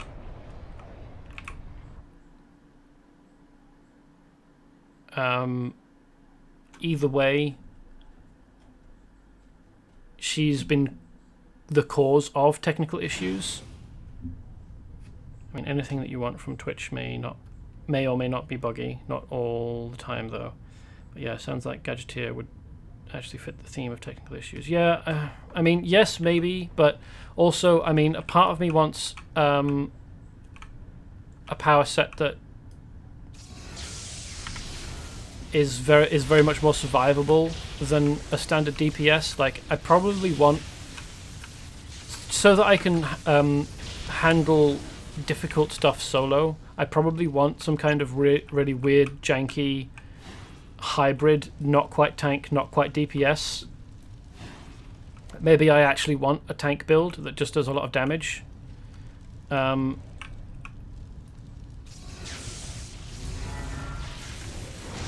I've beaten all your gods. Haha. Oh, it's not a destructible object, that's a shame. That would be sacrilegious, but I would destroy it if I could. So maybe that's 4 arms, or arms and legs, but this mouth looks like a long slit with like grabby feelers splayed out. It's a bit of a nasty mouth, isn't it? Could just grab regen passive. Yeah, maybe. I have tried building a few characters with more survivability, and actually I prefer invulnerability over regen. Neither of them gives you a boost to damage as far as I'm aware.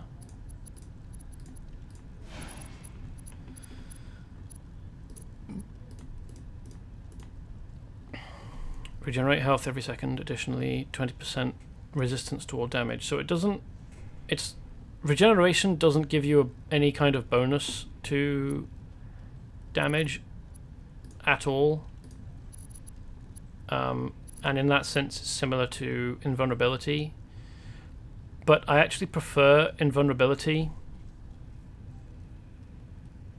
It reduces damage by a flat amount and also grants 50% resistance to all damage.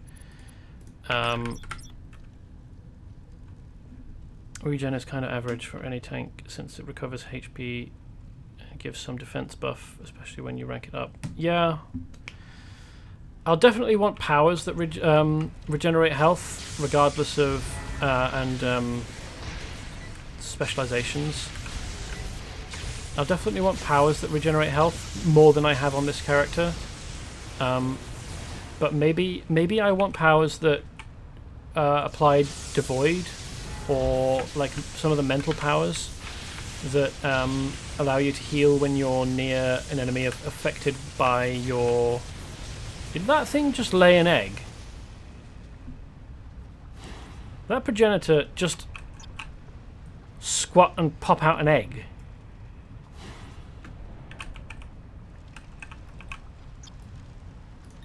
Oh, there's a dude in here.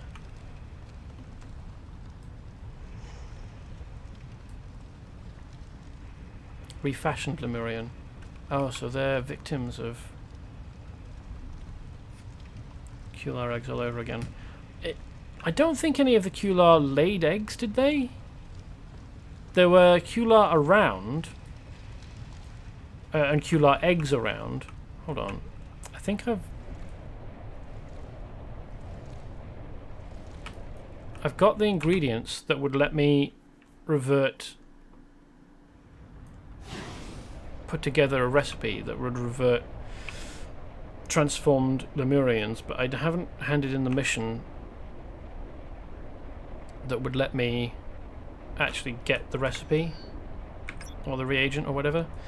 Did Kular used to lay eggs? There were some pods in tutor area, but I never saw any of them lay eggs. No, I didn't think so. Yeah, I know that the Kular have eggs, and that they're not actually destructible objects, I don't think. So the only way that they hatch is if you go near them, and then the proximity hatches them. But I don't remember that being the case when I started playing either, but that was, 11 years ago. And no, I think it was just that eggs were like an environmental hazard. None of the Kular went around laying eggs that would then hatch into firebugs. Superb work, technical issues. I knew I could count on you.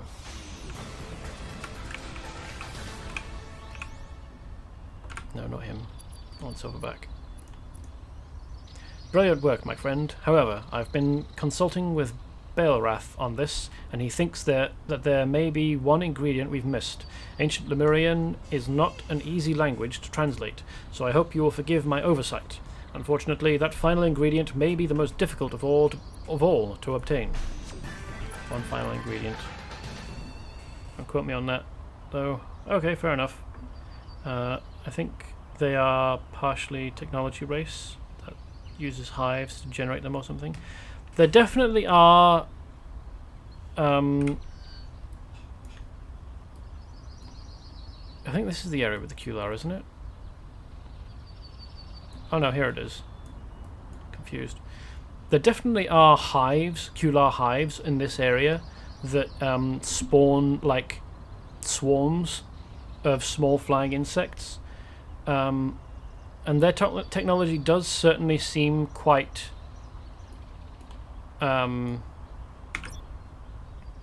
biological. So I don't know whether it is the case that Kular have hives that spawn eggs that spawn more of them. I don't think that we've ever seen anything in the game that might cover a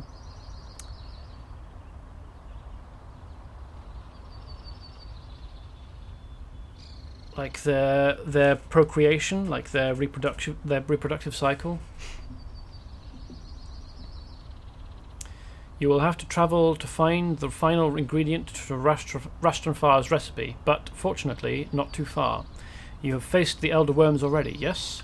You must return to the Echinocus shores and defeat Elder Worms to obtain reconditioning vermicompost samples. Okay. Maybe they have incubators inside hives. Yeah, maybe. I mean, it's possible that they're hatching new soldiers whilst they're on Earth, but I kind of doubt it. Once we get back to fighting the Lemurians in the temple, I'll talk a bit more about why Lemurians laying eggs that hatch immediately is weird, but let's focus on this first. I think this is supposed to be a sequence of missions that gives me a means to revert Lemurians, although I suppose it's re-evolve, because Lemurians apparently were, like, the lizard form is the primordial form, and the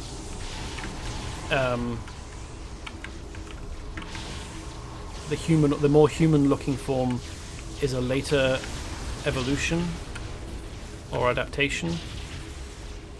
How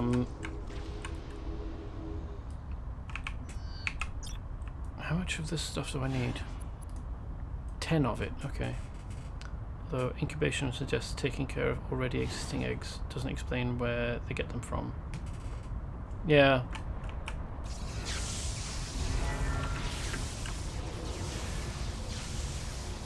I realised that the Doyleist explanation, the out-of-universe explanation, is just that Cryptic didn't think it through very much when they invented this stuff and put it in the game. Like, they didn't think about it.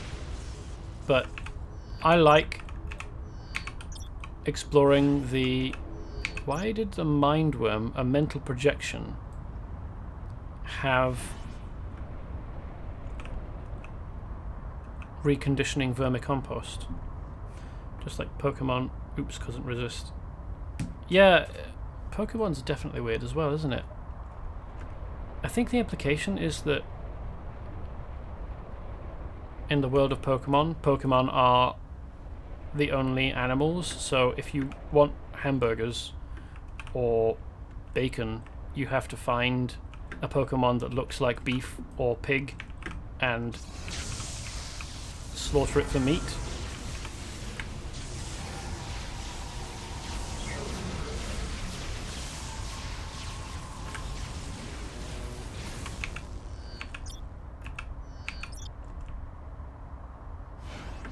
But to be honest, I'm not hugely into Pokemon. I used to love the cartoon, the first one, with Misty and Brock when I was a kid, but I have never played any of the games, and as a result, they don't have a huge amount of space in my psyche. Yeah, I hardly watched it and never really understood how they came together before. Yeah, I think that was probably explored in early episodes, but I don't remember either. I spent probably more time playing with the cards from the collectible card game. I used to have quite a collection of the first edition Pokemon cards. But that was really just because everyone else was doing it at the same time in my high school, and the cards kind of became both a boasting point, like someone would boast about having a foil Charizard, and also like a secondary currency. Like, people would offer you Pokemon cards in exchange for something instead of money. Another success, my friend. Now we have what we need to return these Lemurian serpents to their human forms. Forms which are considerably weaker, much less adept in channeling mystical energy, and not nearly as psychotically devoted to slaying everything non-Lemurian as a sacrifice to their ever-hungering ancient gods. Quite a win all round, assuming it works. Transform refashioned Lemurians.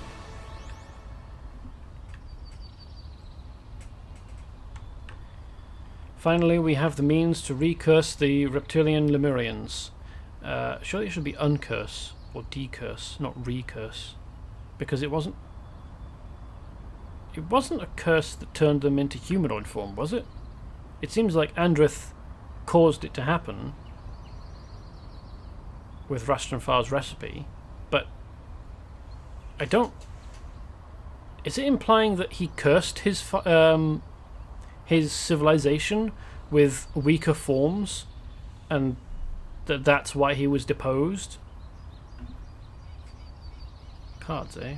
When I lived in Russia as a kid, we used to play with Pokemon tokens, flat coin-like round printouts, and flipped them on the table to see which one flips over and wins. Oh wow, okay. A little bit like Pogs. But yeah, no, there's still a Pokemon trading card game. It's a bit like, well, it's in the same vein as Magic the Gathering, but the rule system is entirely different, and exponents of both would probably be annoyed at me for saying that, oh yes, Pokemon is like Magic the Gathering. But Pokemon was the first trading card game that I ever encountered and experienced. I never played a game of it, not properly. Is there? Might look it up actually. Yes, there is, definitely. It's a bit like Yu-Gi-Oh as well.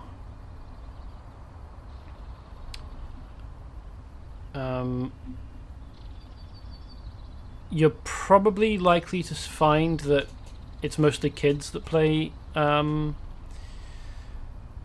Pokemon card game, or super hyper-focused adults who are very competitive. You might find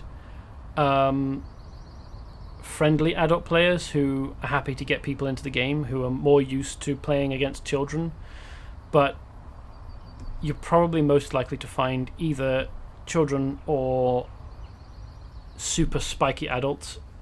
And by spiky I mean a spike is one of the 4 archetypes of player that Magic the Gathering's development team came up with to describe different types of people who like to play Magic the Gathering. There's Timmy, Spike, and Vorthos, I think. So Timmy just likes playing cool spells and casting big creatures and big spells and just like, wow, look at how cool this card is. Yeah, let's include that in my deck. Spike is hyper focused and aggressive and will win at all costs. And Vorthos really loves the lore of the game and will put together decks that are like MTG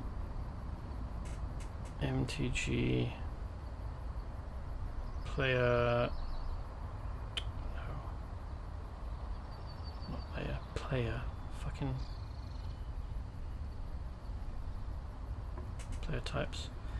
So Spike will put together a deck that is hyper focused on winning, even if it's absolutely no fun to play or play against. And Vorthos will put together decks that are thematic and like maybe tell a story or include only spells that a certain character might be expected to cast. Finally, we have the means to recurse the reptilian Lemurians and turn them back into their weaker human forms. This only works against recently transformed serpents, so only refashioned Lemurians are susceptible. Captain Fyodorovich's men spotted some recently converted Lemurians being herded into a lava temple in the caldera. Look for them inside. So that will be... I was hoping that I'd be able to help them, those people that we found inside the lava temple. Why isn't this loading? Deeply irritating. Let's try new tab in Firefox. Oh, we learn something new every day. Thanks for explaining. No worries.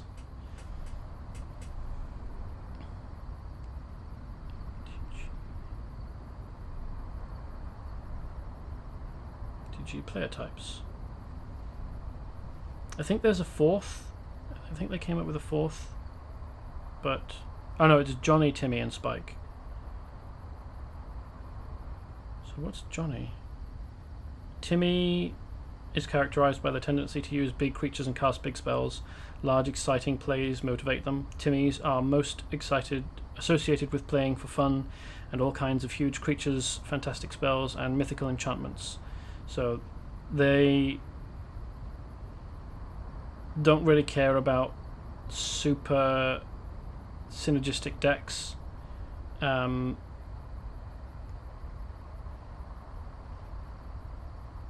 They'll just find creatures and spells that they think look cool and jam them into a deck. Johnny is characterized by the tendency to build complex and creative decks. Johnny is most commonly known as a combo player, and they sometimes choose for elaborate but inefficient win conditions. They like to find interesting combinations of cards that can win the game or give them an advantage.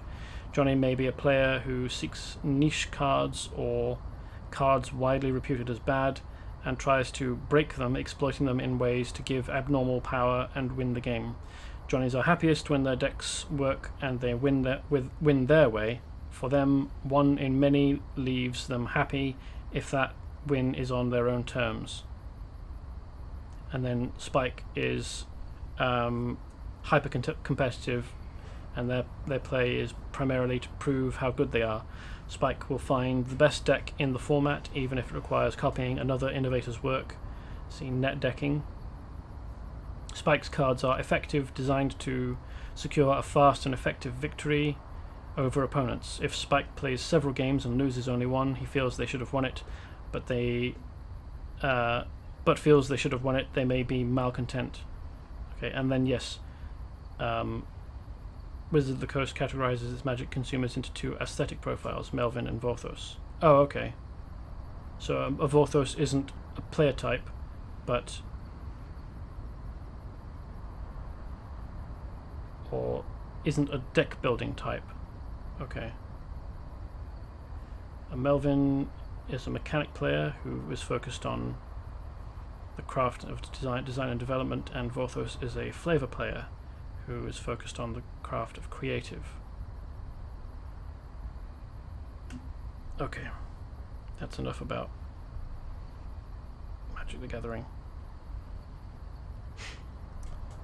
So, back to the Lava Temple.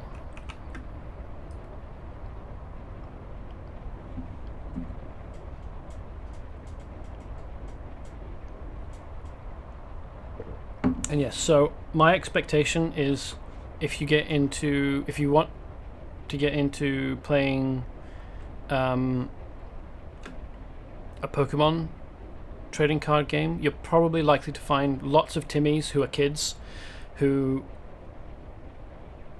just want to play Charizards and like big cool Pokemon, and all the adults will probably be mostly Johnnies and Spikes who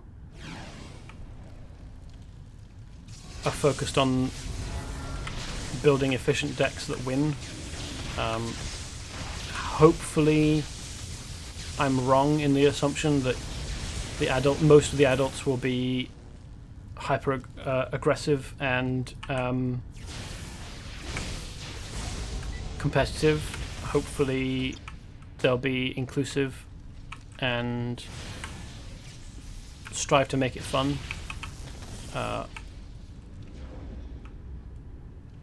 So that new players want to stick around. But it might be that you just want to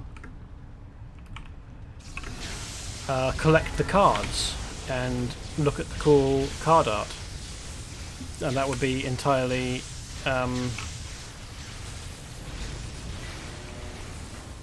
valid as well.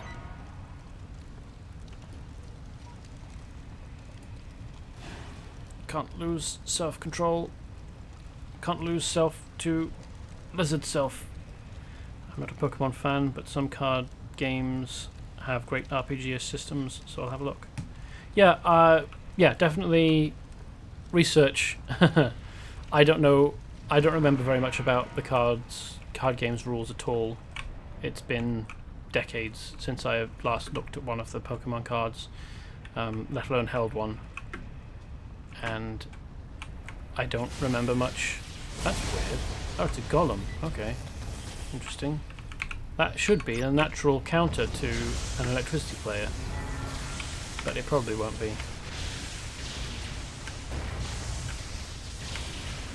Oh, dang. Did one of them fall in the lava? Whoops.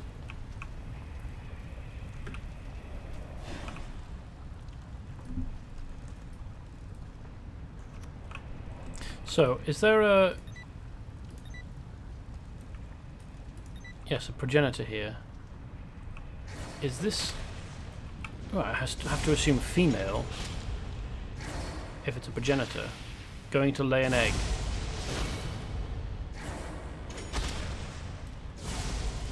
I suppose it could be... that they're... Yep, laying an egg.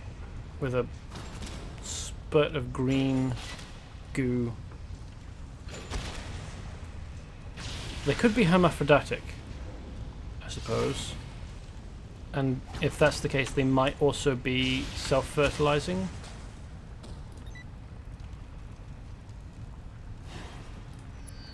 But if it isn't the case, crack this egg if it looks like it's about to hatch before a Lemurian emerges to crack your skull. I'm curious to see what comes out, but if the progenitors are not hermaphroditic and self-fertilizing, it means that they have... Well, I suppose it depends on the incubation period, doesn't it, really? Yep, see, that's a female person. And the Lemurian form that I just pulled them from was exactly the same physically as a progenitor. By the way, one thing I found quite fascinating in Champs on Monster Island was the Manimals race. It's like the perfect blend. They're mostly cool looking and cute beasties and can actually talk to you, whether enemies or friendlies. Yeah, it's a little bit disappointing that there aren't a common reptilian manimal, but I suppose they don't want to confuse people by having Lemurians that are reptilian and manimals that are reptilian. Oh well, whatever, let's just destroy it. Oh, golem.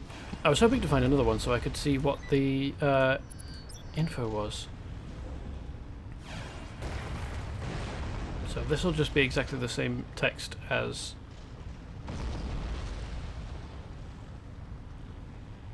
other Lemurians. Block the charge of this spiteful statuary or be ready for a mighty knockback. Okay, interesting.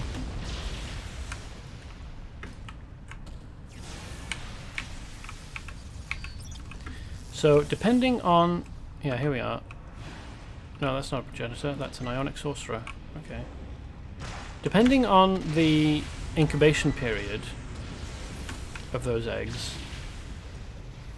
Well, the thing is, you still have to fertilize an egg with sperm, regardless of whether the egg is laid or not. So unless the progenitors are self-fertilizing and hermaphroditic, it means that the progenitors will have to have fucked relatively recently to have a fertile, a fertilized egg that they can then lay. They will have to have been carrying that egg around inside them. Talk about uncomfortable. Broodmother. Eradicate the eggs of this fiery tempered lizard and you will deprive it of multiple minions.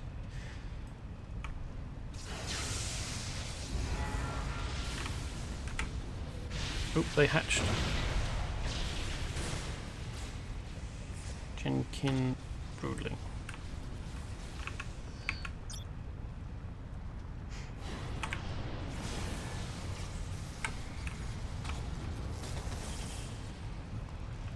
So that any progenitor that we find will have to have fucked relatively recently to have a fertilized, viable egg available. And I suppose, I mean, they've probably got a cloaca, so they don't have external genitalia. But this is basically the physical form of the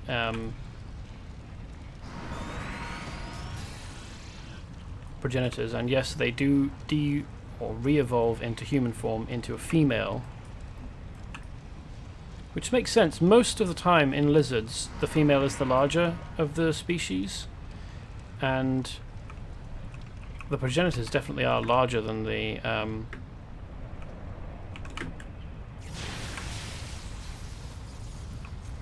male form. Well, presumably male form. I mean, these, when they're in recently transformed Lemurian,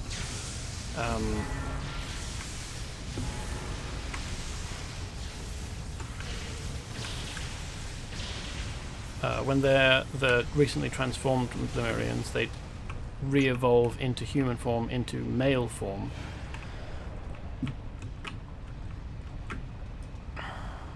So, this is a female Lemurian, or perhaps a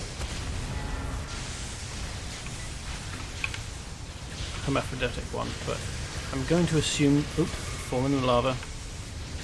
That was clever, wasn't it? Yeah, go on, lay an egg in there. See what happens. Surprised they're not losing more health.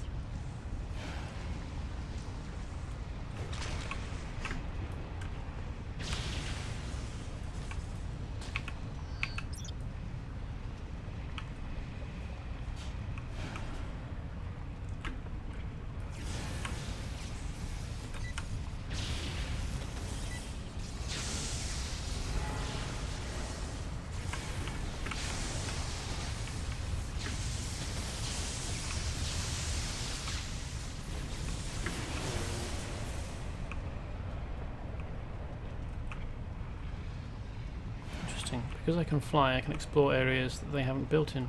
I mean, I have previously complained about the fact that heat convection should be cooking me just as surely as up at this height as if I was, you know, actually to touch the lava, because heat rises.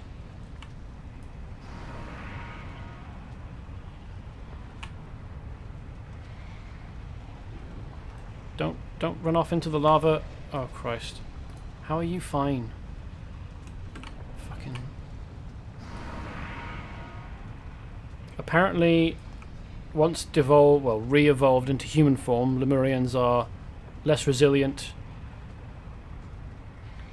less capable of magic, but immune to lava. I'm recursed. Oh, thank you. I must return to Lemuria.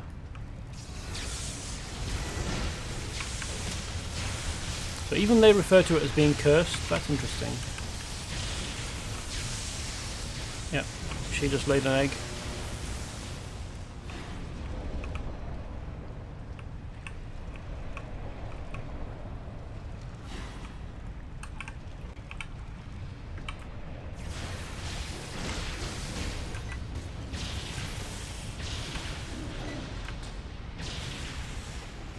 Are you going to jump in the lava? Go on.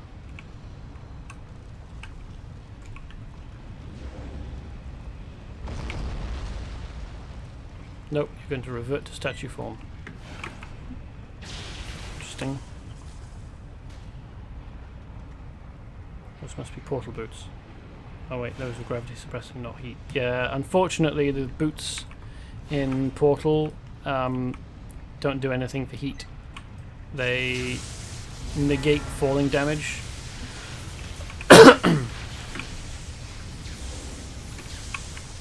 Somehow. Unclear how. Oh, one of them managed to squeeze out an egg. That's quite a big egg as well, isn't it?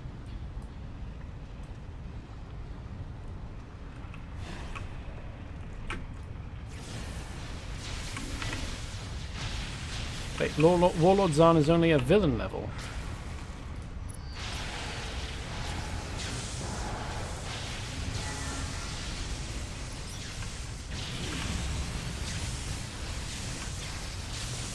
He had a soul drain power, but only used it right when he was close to dying, and it didn't help him in the least. But I guess that does set him apart from the others. Leave current map. Exit now.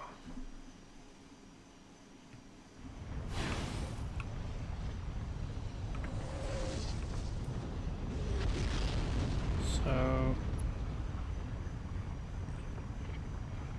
yes, that was both missions. I don't need to go into 100th Ruins, do I?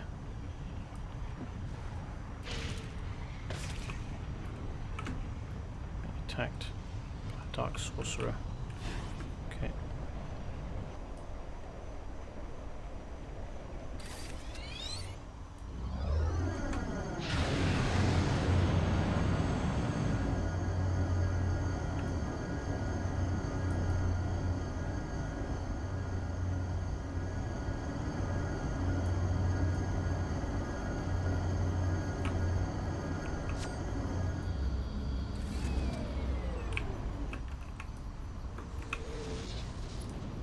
Zahn put up quite a fight, but I never had any doubt that you would emerge victorious. Well, my track record so far is pretty good, all things considered. Oh, it actually worked. My. I calculated a very high probability it might, but it's good to know it actually did. Captain Feodorovich has already transferred some of the returned back to the Aegir for debriefing. The ironic thing, of course, is that those reptilian forms are actually the original forms of the Lemurians before Andrith's spell stuck them in humanoid form eons ago. But then, I used to be a regular gorilla, so I don't see this as a bad thing.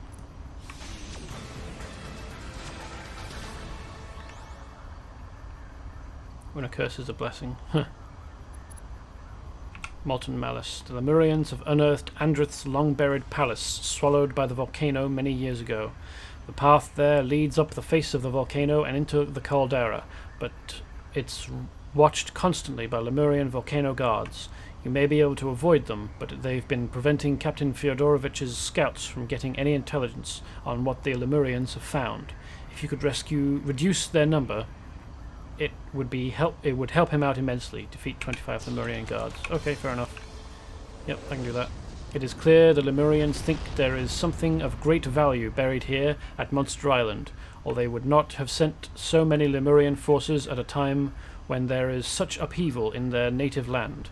The Lemurians of old were known for their strange and terrible doomsday devices, so in all likelihood they are trying to dig up some long-buried superweapon. We need to put a stop to this, and the best way to do that is to take the Lemurian leadership on Monster Island. Vicarin the Blind and his servant, the Hirg Coruscator, were last seen entering Andrith's ruins from the top of the volcano in Andrithal. I'm afraid it falls to you, technical issues, to venture into the volcano and defeat them. Okay, this is another 5-person mission, so... And I think I've went into Andrith's palace before and found that everyone is level 40 or so and has the qualifier tough.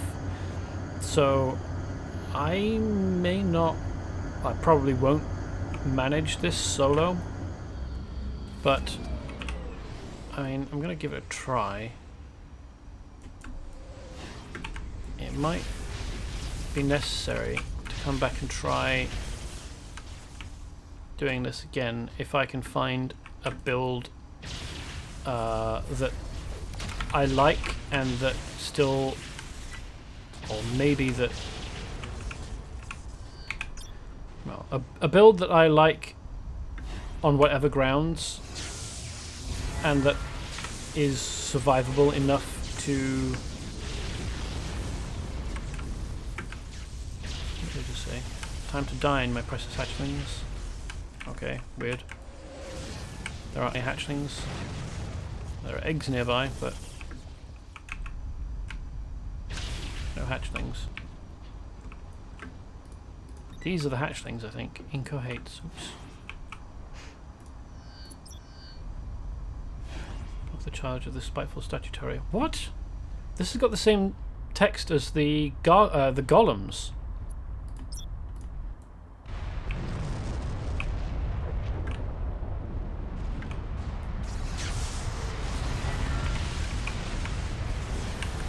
I'm going to assume, because the progenitors were female, that the volcano guards... Yep, there we go, laid an egg. Or at least played enough of the animation to get the green splatter. But possibly not enough.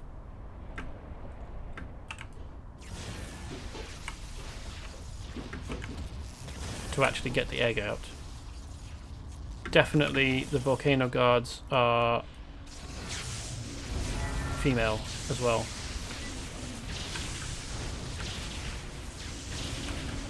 Now I suppose, as I've said before, it might be the case that they're hermaphroditic, but I'm betting that Cryptic didn't think of that as a possibility. They probably wouldn't have considered it. And so I will also not assume that to be the case.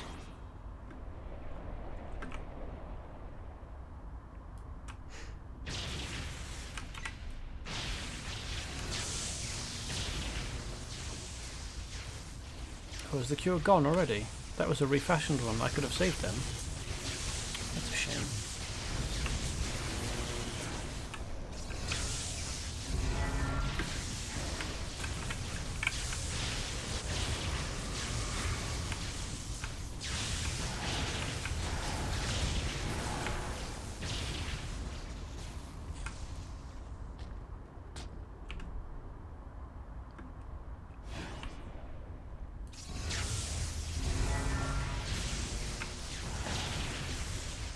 So I might go with a power set that heals you when you're next to an enemy that you've debuffed with something specific like Devoid. Or I might go with a gadgeteering technology set.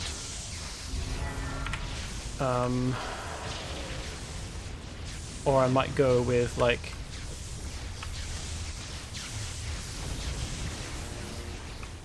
so I mean the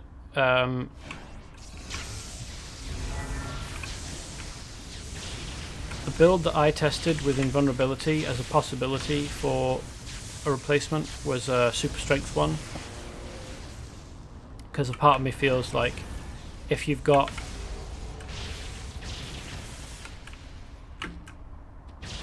a super, like, invulnerable character, that the most appropriate power set to go with super invulnerability is super strength, so that your character is basically kind of a flying brick. But I might not go that route. I haven't decided yet. Probably spend the weekend going over different design ideas. I'll still keep the visual design, unless perhaps I go with a super strong character, in which case I'll probably just beef technical issues up massively so that she's enormous, or at least as big as you can get with the character creator for, well, within what the character creator allows for female characters in this game. I don't know that I've demonstrated on stream the difference in size between male and female characters. Certainly as it pertains to how big you can get with the mass slider. It should be fairly easy to do, actually, because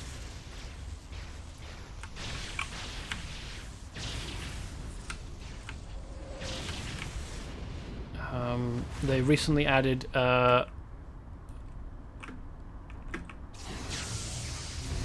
like a tick box in the character creator when you're creating a new costume to just switch the gender of your character, or at least the sex rather, because sex and gender are two different things.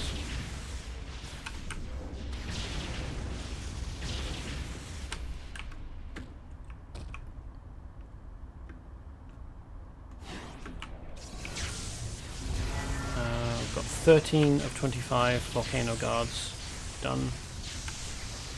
I don't know whether I want to continue with the mission, but just coming up on 11 o'clock. I suppose I did start a bit late. Didn't start at 8. So I will say I'll finish off Molten Malice. But, well, 10 more volcano guards to defeat.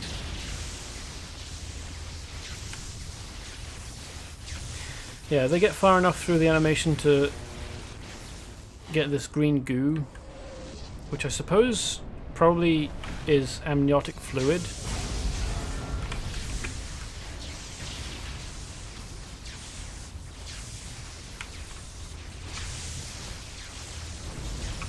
Are their hips wide enough to squeeze out one of those absolutely gigantic eggs?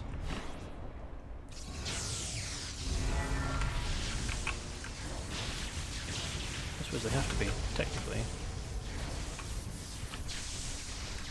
bit disturbing, isn't it?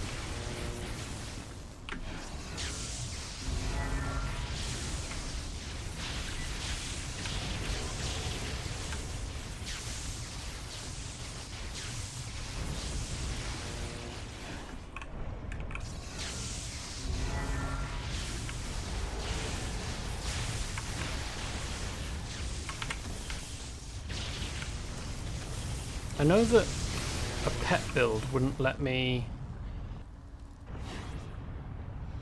do cosmic challenges because in cosmics they just do too much damage and pets immediately die to the AoE damage, but pets might help me, might help me with the really tough 5-man missions. Let the burning bones of our enemies serve as a warning to all those who would take up arms against Lemuria. Thousands of years ago, this land was home to the majestic palace of Andrith the Golden, the great and wise priest-king of Lemuria. The royal house of Hirg hereby reclaims Andrithal in the name of Great Lemuria. It is our destiny to rule the lands and seas of this planet, and our new allegiance with the Bleak Ones will ensure that Lemuria returns to the glorious empire it was always meant to be.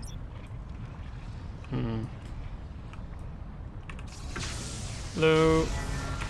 Have some lightning.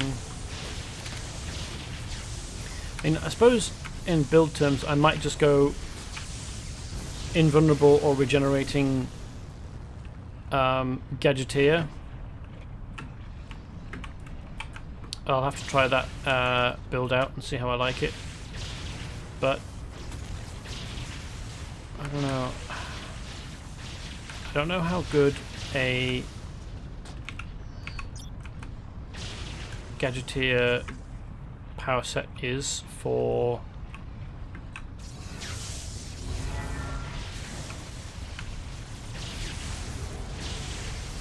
dealing damage, particularly AoE damage, or, well, I suppose I want bursts of damage really, don't I? Not AoE. If I'm trying to survive and just take dudes down.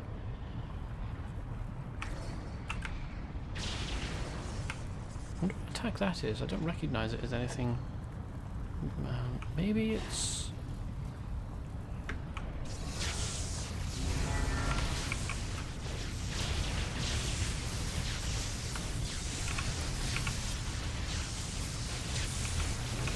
maybe it's the sorcery energy builder attack. Just hex bolts or something. So I'll just demonstrate, I think, just before I go. It's 11:05, almost time to stop. But just before I go, I'll demonstrate the difference between absolute maximum female size and absolute maximum male size in the character builder, and express my displeasure that they're not. You can't make a female character as chunky as a male character.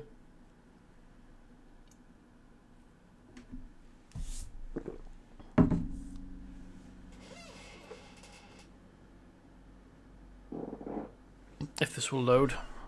Going a bit slowly there.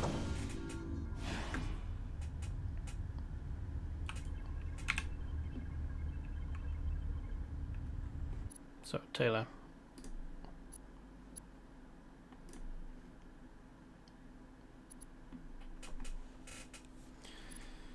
So, okay, let's go body mass.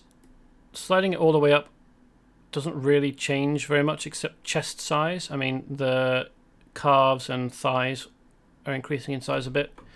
If you slide shoulders all the way up and arms, biceps, forearms, and then waist, legs, upper legs, lower legs. That's about as big as you can get. And you may have noticed whilst I was doing it that the waist here hasn't increased in size noticeably. Like volumetrically it has because the volume of the character has changed. Oh no, in fact, no. Doing that does not remotely affect the waist size. So the waist remains waspishly thin, which I think is stupid. Height changes the character's size, but that's only because the whole lot changes. But if I wonder why I can't change to male. If I change to male, that is the absolute maximum size of a male body. That is maximum height, maximum body mass, all these. Well, the chest width isn't the maximum. That's chest length. That's not really something I want. Increased depth. Like, this is enormous. I suppose I can increase leg length as well a bit. So apparently this is 7 feet, except I don't know how much extra height I've added by taking the character, increasing leg length. And there's also arm length as well. So this isn't really human anymore. This is too bloody big to call human. You'll also notice that the width of the waist on this character increases when you increase, well, not waist because that's actually hips. That's moving the hip width. But when you increase body mass or decrease it, which looks really weird when you've got the arms and legs up to maximum but the body mass to minimum. This is as big and chunky as you can make a male character. And then you switch back to female and you haven't really done anything. This just looks like a Barbie doll with an Action Man torso on it.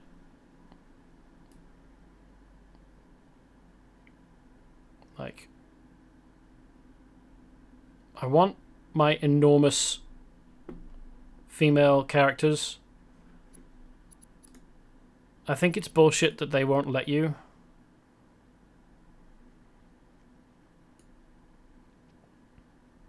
It's not acceptable.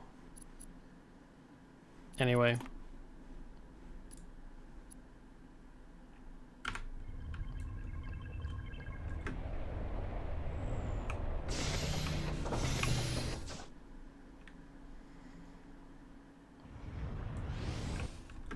That's it for this evening.